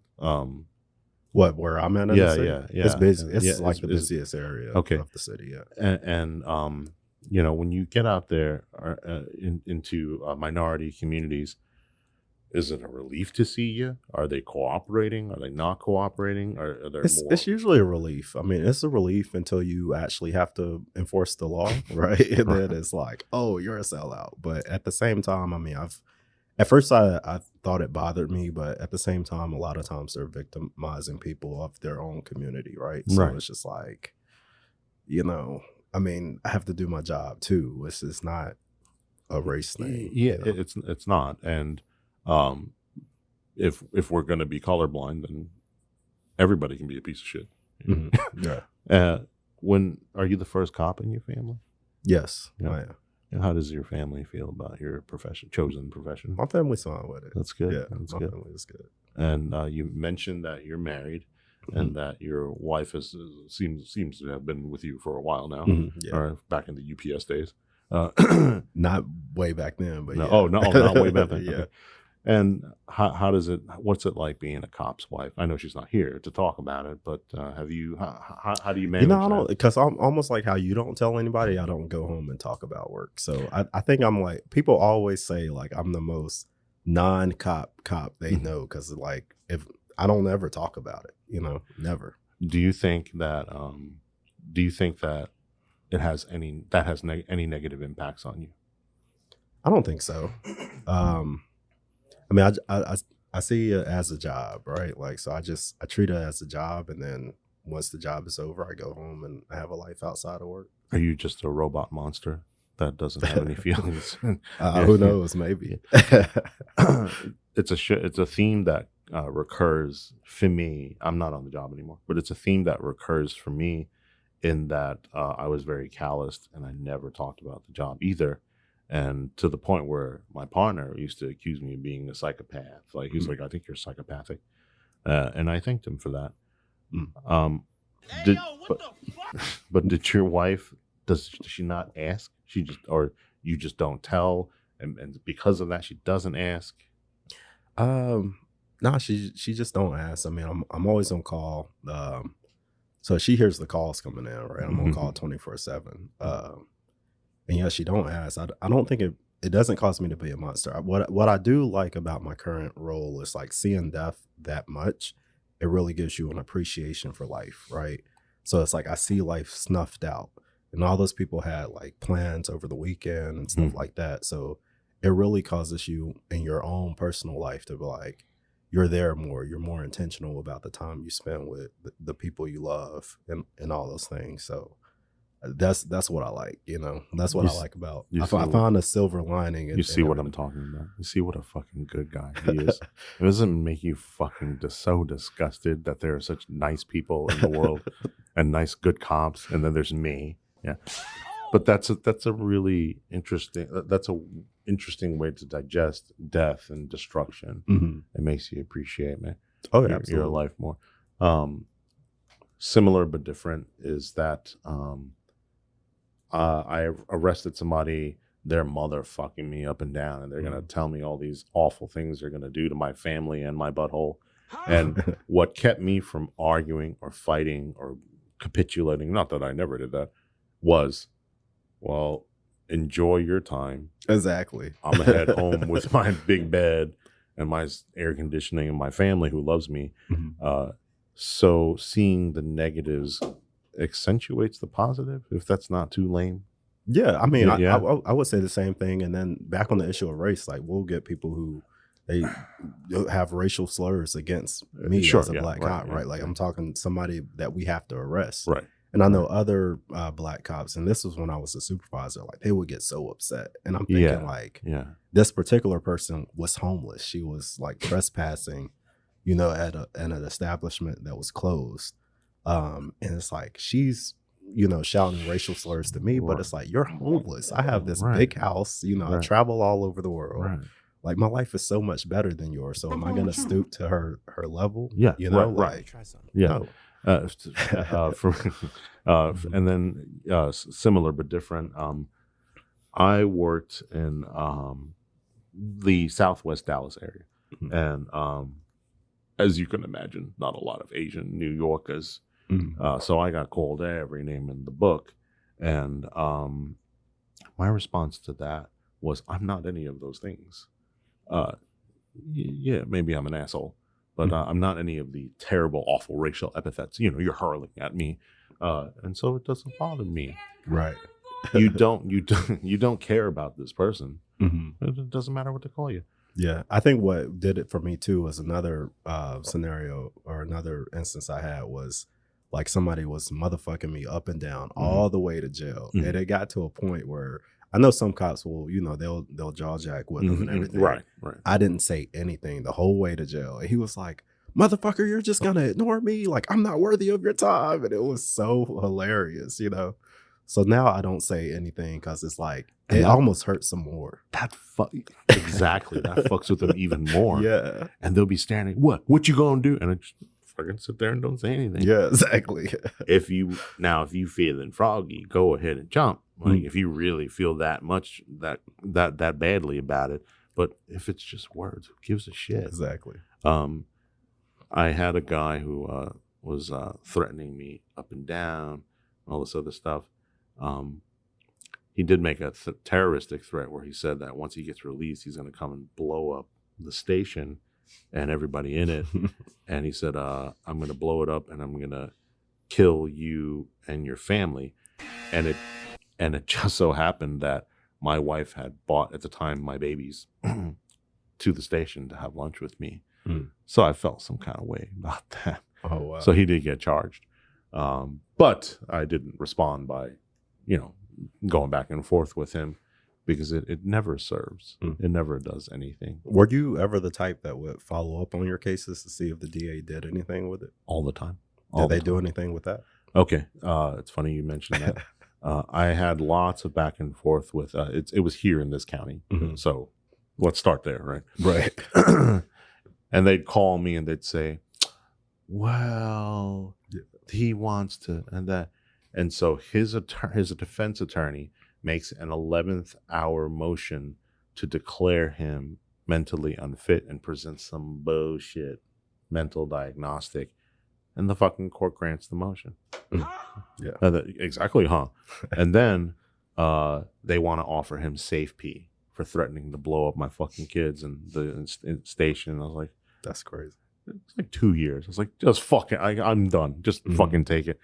So anyway, needless to say, who had the last laugh there? Haha. You know, was it worth it? But it's not worth going back and forth and jibber jabbering and right. Bob, you're an attractive man. Okay, if I may say that. I'm thinking about this story because I'm looking at my producer. Yeah, that's right. Turn down the lights if you would mind. I was telling my producer about this guy who he's a gypsy cop, department to department to department, and one of the departments he did the stop old girl, they're flirting, and then goes to her house. Oh, yeah, where the dad is like, hey, like, I don't know what the fuck is going on here, but I don't think this is right. Calls in on him and he gets fired. Mm-hmm. Have you ever run into a situation where you were propositioned or bribed? Because I got a story. Yeah. And how'd you handle I mean, that? yeah, plenty. because let's face it, right? Bob is a slice of chocolate, right? Yeah. Tell me about that story. I mean, so if the statute has already, I mean, yeah, sure. So a lot of the time, when you work part times, and they tell you this all the time, right? Stay out of part times at the bar, right? So part times at the bar, when the bar closes, a lot of women will see a guy in uniform and they want your number, they want all of those things. So, I mean, I would say to stay away from that, right? So I've never got a number that way because they're drunk. They usually have buyer's remorse, from the stories that you this sounds very specific. No, I'm talking stories of yeah. other people. Yeah. Other people named Flob, yeah. So so there's that, and then I know with a victim or something, when I was a detective, she had called and tried to hook me up with her girlfriend or something crazy. like that. That's yeah. great. And I solved that case. Yeah, you believe me? No. There's a little bit of maybe like rescuer syndrome where the victims. I'm talking about your particular case. Mm-hmm. I had domestic working at and in a small agency where we kind of like fucking do everything. And you asked me if I follow up on my cases. I am very much invested in my case, even as a street cop.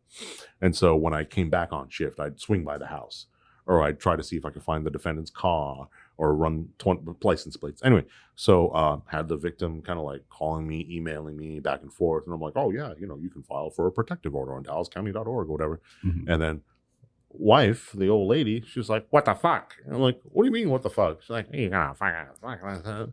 And I didn't see it. Mm-hmm. And she was kind of right, and I could see the victim wasn't propositioning me, wasn't saying anything, but just constantly and like seeking attention. And it's a weird, I mean, as a supervisor, so I try to warn especially the younger male cops too, and to steer clear of those situations. Like anybody you come across on a call, like if they're a victim, they're a suspect, don't do it. It's a no-go. Now, if you're in QT, like getting something to drink and then cross a path with somebody and they think you're attractive, that's probably easier to. Why did he say QT? How did he know that? We all love QT, right? Or at least back in the day, because QT has went downhill a lot in the last 10 years. So. Now they all look like me. But I didn't. My wife doesn't listen. You guys, she doesn't listen to the show, right? And she's not a subscriber. Yeah, I hooked up on QT. Right? So exactly. I'm a little upset that you fucking dime me out like that. I guess I technically dime myself out. Yeah, don't mix the business and the pleasure. Yeah, exactly. It just doesn't work. All right. Okay. Why are you taking yourself down this career path now? Like you're about to leave law enforcement and you're going down this path where you're going to school and making something better of yourself. I'm a lifelong learner. So I got to, like I said earlier, I started policing. I was 21. It's close to 20 years. It's time to do something different. Like, what else can I do here? I know I could have rose the ranks. I probably could have been chief or something like that. Is that right? Oh, chiefs have told me that. They've been like, you need to keep promoting, but so Man, shoot even higher. That's right. Yeah, but it's just the 48th president of the United States. But I mean, he's like, send all Asians back. Okay, all right. Yeah, but I mean, in certain practice areas, I mean, lawyers, I guess what it was like when I see people who are older, because I'm one of those people, I don't think I'll ever stop working, right? I'll be 60 something still working. I'm gonna die at my office. It's like what professions do I know where they're old and they still have a sharp mind? And it's a lot of lawyers do, And I started in the legal field at 17. I was a gopher for a personal injury law firm back home. Always have had kind of like one toe in that arena. Finally made the decision to go where we go. But I legitimately feel that if I truly am all about like helping people and whatever, I think we can do that a lot more with a law degree than Absolutely. a shield. Absolutely. Yeah, right. Yeah. And I think everyone is entitled to a good defense. It just doesn't have to come from me. I am never, ever doing criminal defense. I couldn't conscionably defend some fucking drunk, who got popped for his fucking 7th DWI. Like, this is how we fucking suppress the SFST. But yeah, I think we can help people a lot more with a law degree than that. Do you think you're gonna miss the job? No, absolutely not. I think I'll miss some of the people. I think I'll always have respect. So I could probably do criminal defense. Like, I don't. Tell me why. I've always seen law enforcement as a job. Like, I haven't really experienced it as a brotherhood. I've always, like, when I serve, I always have in mind that I'm serving the people that I'm serving, not that I'm there at a, country club type thing where all these people are my friends. And a lot of times we don't agree with our ideology as well.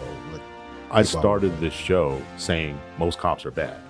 Cops do some fucked up shit. We've seen cops do fucked up and shit. Beyond fucked up shit. They have some fucked up thoughts. Yes. Yeah. Like, very bad. Walking around. Yeah. Walking around with them. Yes. On the street, contacting the public. And they absolutely need to be checked. Yeah. And it influences how they do their job. So it's just, I've never aligned with that way of thinking. In that regard, innocence clinics and, civil rights, attorneys who hold the government's feet to the fire are absolutely vital. But Absolutely. in my thinking, maybe this is my fucked up brain, if you choose criminal defense, you'll get I'm gonna hold the police department accountable cases, but you may also get I'm on my 7th theft from fucking Walmart case. Right. And like, when you're starting out new, it's tough to pick and choose. Like, I'm the best criminal defense attorney. I just got licensed 2 weeks ago, but I'm the best. So come to me. You're going to have to mix it up, right? If you decide to do criminal defense. But I also think, like, when you come across the people, some of the people you arrested, and I've been there long enough to see, like, some of these people who were kids at 14, just growing up in very, like, shitty conditions, right? And then they end up, surprise, being an adult, doing some criminal stuff. And it's just like, man, like, they kind of were born into the chaos and the mess and everything. Like, I think they deserve defense too.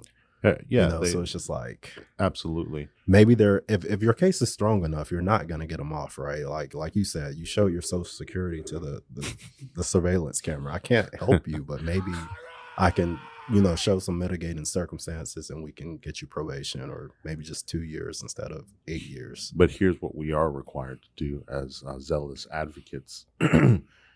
If we can find some defect in the warrant, and if it wasn't supported by oath or affirmation or something, I can get you off of this robbery charge. Yeah. I mean, but then you improve the other side. Now they know not to make that mistake again, right? Knock yourself out, Bob. You keep fighting that fucking good fight. I mean, hey, you didn't mess up on the warrant. They did. Yeah. So. And when we were on the job, you hear cops like, oh, he got let off with a technicality. And to your point, that fucking technicality, you gonna be wishing for that technicality when you get charged with a crime. Right. And usually there's a good policy reason for that technicality. Well, sure, right. Yeah.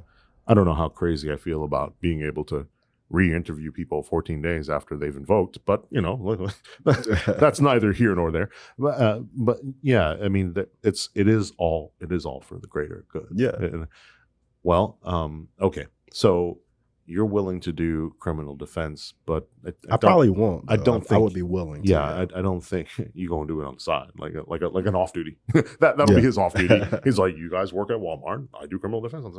I'm like, okay. So after you finish law school, you're done. You're gonna be done with the job. Yes, absolutely. You challenged me just now a little bit. I felt personally attacked. I was triggered when you said when you said you didn't really think of it as a brotherhood, and if I can expand on that for a little bit, I had my periods where I vacillated. When I was in New York City has at the time 42,000 cops. I'm sorry, actually it was 47. They're down to 42. And I was an auxiliary police officer in New York, which is like unsworn, unarmed. Auxiliaries alone have like there are 5,000 of us. Big brotherhood, big camaraderie, stick together. And that bleeds the other way, right? You got cops covering stuff up. You got people, Amadou Diallo, Justin Volpe, all these awful. Okay. When I got on the real job here, and I slowly started realizing there ain't no fucking brotherhood. They'll fucking undersell you, undercut you, stab you in the back. But then I matured in my career, and I said, okay, it's not the insular little boys club, and it's not there's just us, but we do need to stick together for the greater good. And I guess what I'm saying is, when you say that you didn't really see it as a brotherhood, do you feel like you're, I guess, like completely attached? Like, are you like I'm blue second, whereas sorry for the background noise from my audience. Like I'm a cop second is what I'm getting from you. Is that, like, it's not your whole thing. It's not your whole life. Man, it's a job. I serve the people. Like I this will probably offend some people, but like fuck them. I mean, I throw the uniform on just like the person at Wendy's throw their little uniform on, right? Like, I have a job to do, and that's not my identity. A lot of policing, especially in the South, was rooted in just racism and slave patrols and everything else. So it's just like, and a lot, even now, like some of the ideology, like they scream Black Lives Matter, is like a terrorist organization, or the George Floyd stuff was a problem in policing. George Floyd was murdered.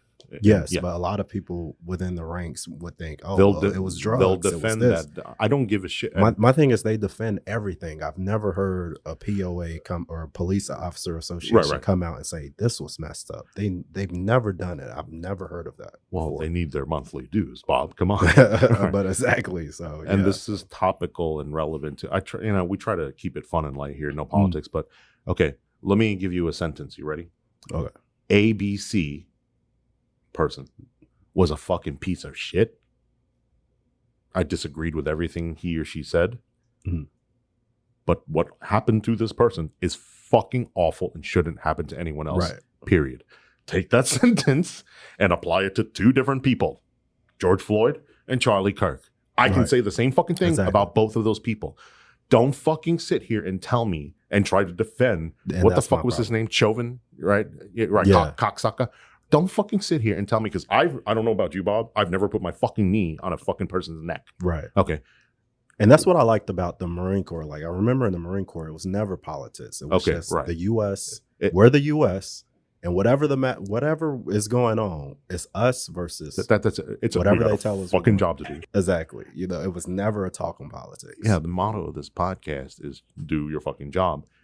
On a microcosmic scale, it's get up off your ass and do a fucking DWI, please. Yeah. But on a macro scale, it's what we're talking about, right? You don't pick and choose like, clearly George Floyd was a drug. Who gives a fuck? He didn't deserve to die. Exactly. Just like other people who have been in the news recently. And I hate that there's cops don't know how to calibrate. Right. It's just we're the thin blue line. When you say that, you said, some people might be offended. You throw your uniform on just like a Wendy's employee does. My only slight pushback to that is that what's riding on the line is a lot more for us than it is Wendy's. But I think the spirit is there in that it's a skin I wear to do my job. And then when I'm done, I shed it, because we all know that carrying it around with it with us 24 hours a day. Exactly. Is It's not my identity. Like how a Wendy's employee won't see their profession or their job or whatever they call it right. as not their identity. I don't see policing as mine. But then different too, because the Wendy's employee can bring a bunch of fucking free food home. We don't have to fucking shit, right? I can't. Well, we get free food too. Though. You know, we Okay, get half off at plenty of places. Look, la-di-da, look who got half off. No, IHOP used to feed us for free. Hell yeah. No, I'm joking, but it always takes one fucking cop. McDonald's in our city, 100% free, right? Mm-hmm. You'd roll through for a coffee, for a biscuit. Thank you so much. Really appreciate. Here you got. I know his name in the back of my head. Coming every fucking day. Exactly. Coming out with bags. What So does McDonald's They do? always start free, right? And then there's one. So IHOP was free at one point. Yeah, until the same person went in there like two times a day. It was that same person. Yeah, it's the same guy who was coming to my McDonald's. Yeah. So it's just, they ruin it for us all. A thing on discounts. Back home. Now, people talk about New York City being NYPD being corrupt and stuff like that, and believe me, it was. Maybe he still is. I don't know. But so in New York, every command, every precinct, there are 86. Every command has an ICO, an integrity control officer. This is an officer, usually a boss, a lieutenant or higher, who's an extension of IAB, Internal Affairs. And he's assigned to every precinct to be the integrity control officer. And the integrity control officer makes a hot list of restaurants you cannot eat at, you cannot 63 at, because they offer discounts. So usually for integrity, right? So you can't take any, right?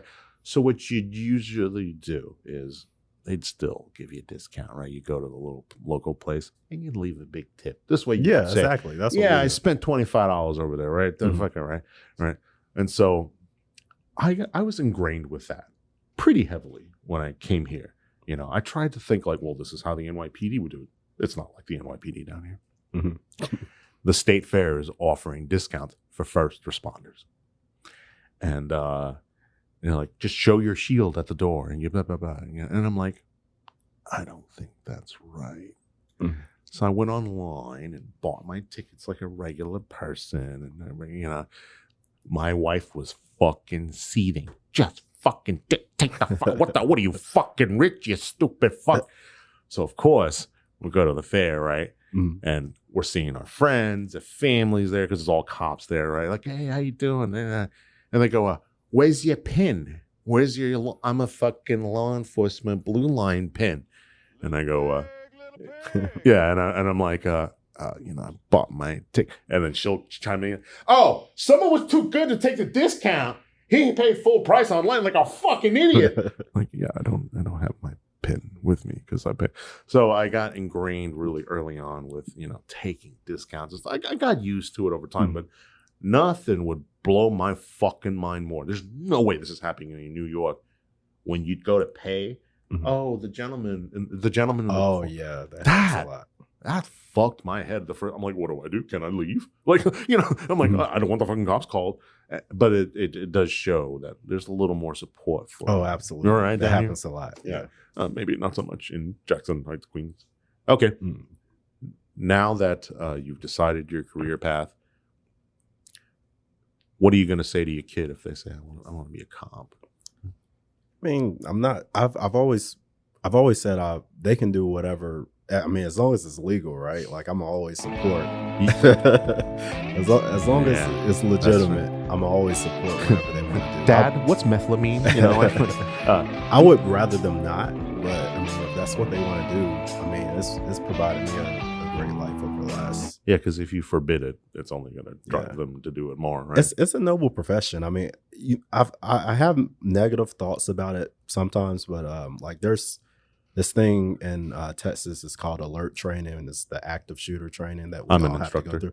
Yeah. So there you go. So I was going through alert training, and SWAT people have their own personalities, just very type A. They just you're either SWAT or you're not, Bob. Exactly. Yeah, and I used to just despise it so much. Right. And but as I was going through alert training, and these guys were talking about how they would run up in the buildings, and and with a school shooting and this and that, they were so gung-ho about it. And then something, what came to mind was like, man, these guys, even though a lot of them are jackasses, right?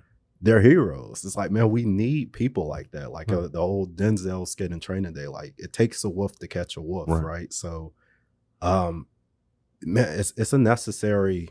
I'm not going to say evil, but they're necessary. I'll right? take You the need people like douchebag. that. I'll take the douchebaggery. Yeah, if it means they're saving a kid's life, You know what I mean? Like, you know, so yeah. it's a noble profession. So if my kids wanted to do that, you know, I would just say, hey, you know, be careful, be safe. Well, this is akin to how jealous I am of you, right? Because I'm like, ugh, look at Bob. He's so much better than I am. And I'm not comparing our careers. But, you know, we were on the job, you know. I like to think I helped out one or two people. And now we're doing this. And then hopefully we'll go on to help more people. So when you break it down, I think what's important anyway, is I may not be as muscular, but we're all after the same goal. And that's helping people. I'm not forbidding my kids from doing the job. And this is going to sound really shitty, but I think they're above it. I think there's so much, which makes it sound like I think that too with my kids. So, right. Yeah. You know, it's the whole like I want them to have more than me. And when I start thinking about that, man, I have so much ambivalence about this fucking job because there were, I mean, the blood, the shit, the piss, the being stuck at the hospital at 4 a.m., trapped in your squad car. But man, that fucking rush of getting your guy or getting him to stop, or you found him on Accurant or Tilo and you're like, oh, we're going to get this bitch, right? So my ambivalence about the job is, do you experience a similar ambivalence about the job? You seem, or are you more neutral about it? You know. I mean, sometimes with certain cases I am, right? Like if it's something small with the work that I do now, because there's a death involved most of the time, like, yeah, for sure. You know, because it's like the major part of my job, even though the people under me do all of the work, I handle all of the complaints, and it's very draining, right? Because somebody has lost a loved one. So I've been on the phone for 2 or 3 hours. They're crying. I go through a range of emotions. They're crying. They're angry. They're laughing. You know, that weighs on you. It weighs on you. And then, but like in the case of a hit and run, you don't know who did it. But when you actually find the person who did it and you can hold them accountable, it's like, man, it feels so good, you know? Yeah. Yeah. If you could bottle that and sell it. It's a great feeling. Like we had one where I think it was a 12-year-old hit and run, right? A 12-year-old died. So, I mean, the whole community, everybody is up in arms. After that ass. Yeah. And man, we found them so quick within like 72 hours. And like, the news was asking questions because they thought we were still looking for a car. Like we found the car 24 hours ago. Yeah. You know? Yeah. So we found the car the previous day, but I didn't want to tell the news that because the person was still out there, and there was we were thinking that they might flee to California. So if they know we found the car, it's more reason to leave now to California. So I just wanted them to think that we didn't know anything. So you knew where the car was. We had it in our impound. Oh, okay. Yeah, we had it in our impound. We thought we knew who the person was, and we were just, you know, sometimes we have to take the time and you know, write the warrants and do our investigation without spooking the person, because then it gets much harder to catch them. So you wouldn't think the guy was like, I know I parked in the red. On the red level, so did he? They abandoned. They abandoned it. Okay. Yeah, they hit the child, and then they abandoned the car. Was it registered to the suspect? I can't remember. Okay, I can't remember the details. And then how do we find our wonderful citizen? Because close to where they abandoned the car, like it was so it was one of those like homes where like a group home type of thing, so people would have to register on the way in and out. So we kind of from there learned that person drove that particular car, and they came in that night, so then we could get video of that person. And so that's how we pieced everything together. And that person still didn't know we were onto them, but I mean we caught them before they could flee. Was the person intoxicated to your knowledge? since it's with the hit and runs, you just never know, right? Right. 'Cause we catch them Right. 24 hours later, and we don't know. Probably, most likely. Well, when he crashed the car and then got out of the car, he was holding his keg. You know, he was tapping his keg. No. Right before you showed up, we were talking about officer needs assistance calls. Mhm. I had one, and I told the story. That was the bulk of the pre-show. And then my producer over there, who's you're going to find out he's a little slow on the draw. He wanted to tell a story. Would you like to share with the rest of the class? Come on, tell your story. You know, I insult him a lot. And then I'm like, what's the matter with you? You don't want to talk. You don't want to share your story? Okay. All right. So that's fine. Well, yeah, getting good officer needs assistance calls. Because mine was my buddy. I'm seeing him laying on the ground. It really stood out to me. Oh, wow. Yeah. Officer needs assistance. He was alive, just to He be was? clear. Yeah. Okay. Yeah. Officer needs assistance. We had a huge one, and this is when I was a detective, and it was a classmate who had got shot several times. Mhm.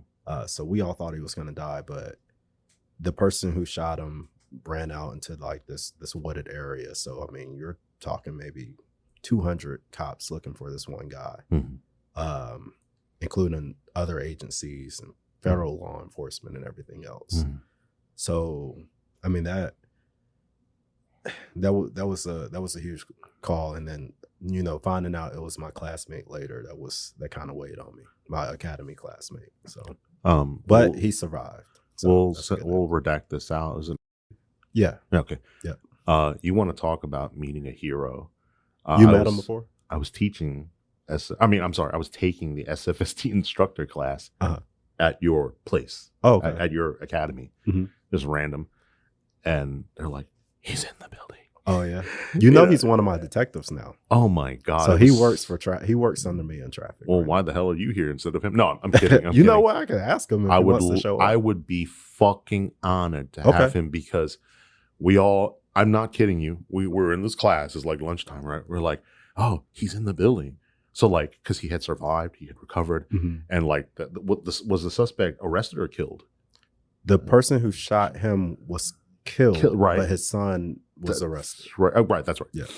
And the reason I said that's right is because I felt like the suspect was dead, but there was still a trial. Yeah, there were two people in the car that's when right. he stopped. That's right. Right. Yeah. So he comes in, and you see he's like the most nicest, normal, big ass beard. Because he'd been off the job for a while recovering. I mean, like shaking the hand of a fucking hero. I mean, a fucking god. And just the nicest, humblest man. It was quite an experience. And we would absolutely be fucking honored if he would join us. I'll let him know. Yeah, please do. Yeah. And, we'll I'll see him on Monday. And if he does, your episode, like, no. And for my story, it all had a positive ending. But before you arrived, we were talking about how I've had to call a couple of, hey, step it ups, and this guy's fighting me, and he's not stopping. That's fine. I don't care about myself. But something about seeing your buddy, somebody you care about, and tying it back into the brotherhood thing is it's still there. We do care about each other, obviously, right? Yeah. And so it's a job that we have to do. We got to fucking do it right.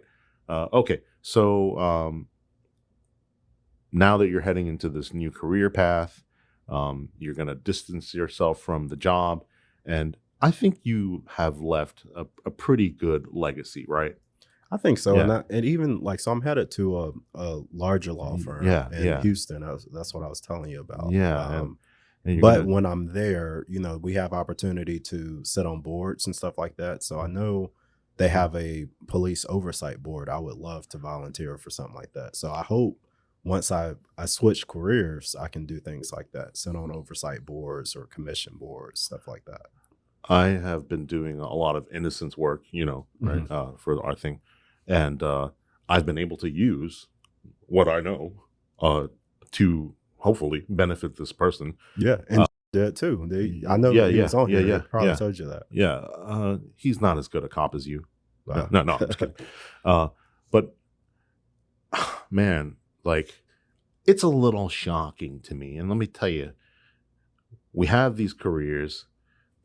I thought I was just a dumb fucking street cop who knows how to do DWIs. But like you slowly start learning like, oh my God, I can do more. There's more out there. Mm-hmm. And I'm an old fuck, but I feel this is gonna sound, so please don't look at me when I say this. It's like I feel young again. You know, I feel like revitalized. Yeah, like absolutely. There's hope at the end. Because man, there was some dark times on the job, and I'm honored to be. Don't nod. I'm not talking about you. Pointing at my producer. No, I'm honored to have you here. I'm honored that I get to call you a friend, and hopefully we'll never be opposed. You know. Yeah, Yeah, of right. course not. I'll be a transactional attorney, so I'll doubt it. Oh man, not a real lawyer, but making all that money, I'm gonna be slinging and winging in litigation. Also, in a lot of student debt, you know, right? Because of our fucking stupid. Yeah. Okay, thanks so much for coming in today. I thanks for really having me. appreciate it. Thanks for having me. www. You boys behind the glass, you good? All right. NFIpodcast.com. Check out our socials. Patreon for $1 a month, which is more than what you spend every month on muscle milk powder or whatever that drink is. Oh yeah. So my team is like, they're trying to tell me something, but they're bad at sign language, so they're like, hey, shouting out our first Patreon subscriber. We got one paying Patreon subscriber for $1. It's $1 a month. Not that much fucking applause. That is not all right. And we get we have a team of 4, so we have to split 74 cents 4 ways. All right, right. Okay. So thanks so much for joining us. Stay safe out there. We'll see you on the next one. And remember, do your job. Is it weird that I hear violence whenever you're gone? Whenever you're gone. Is it weird that your ass remind me of a Kanye West song? Kanye West.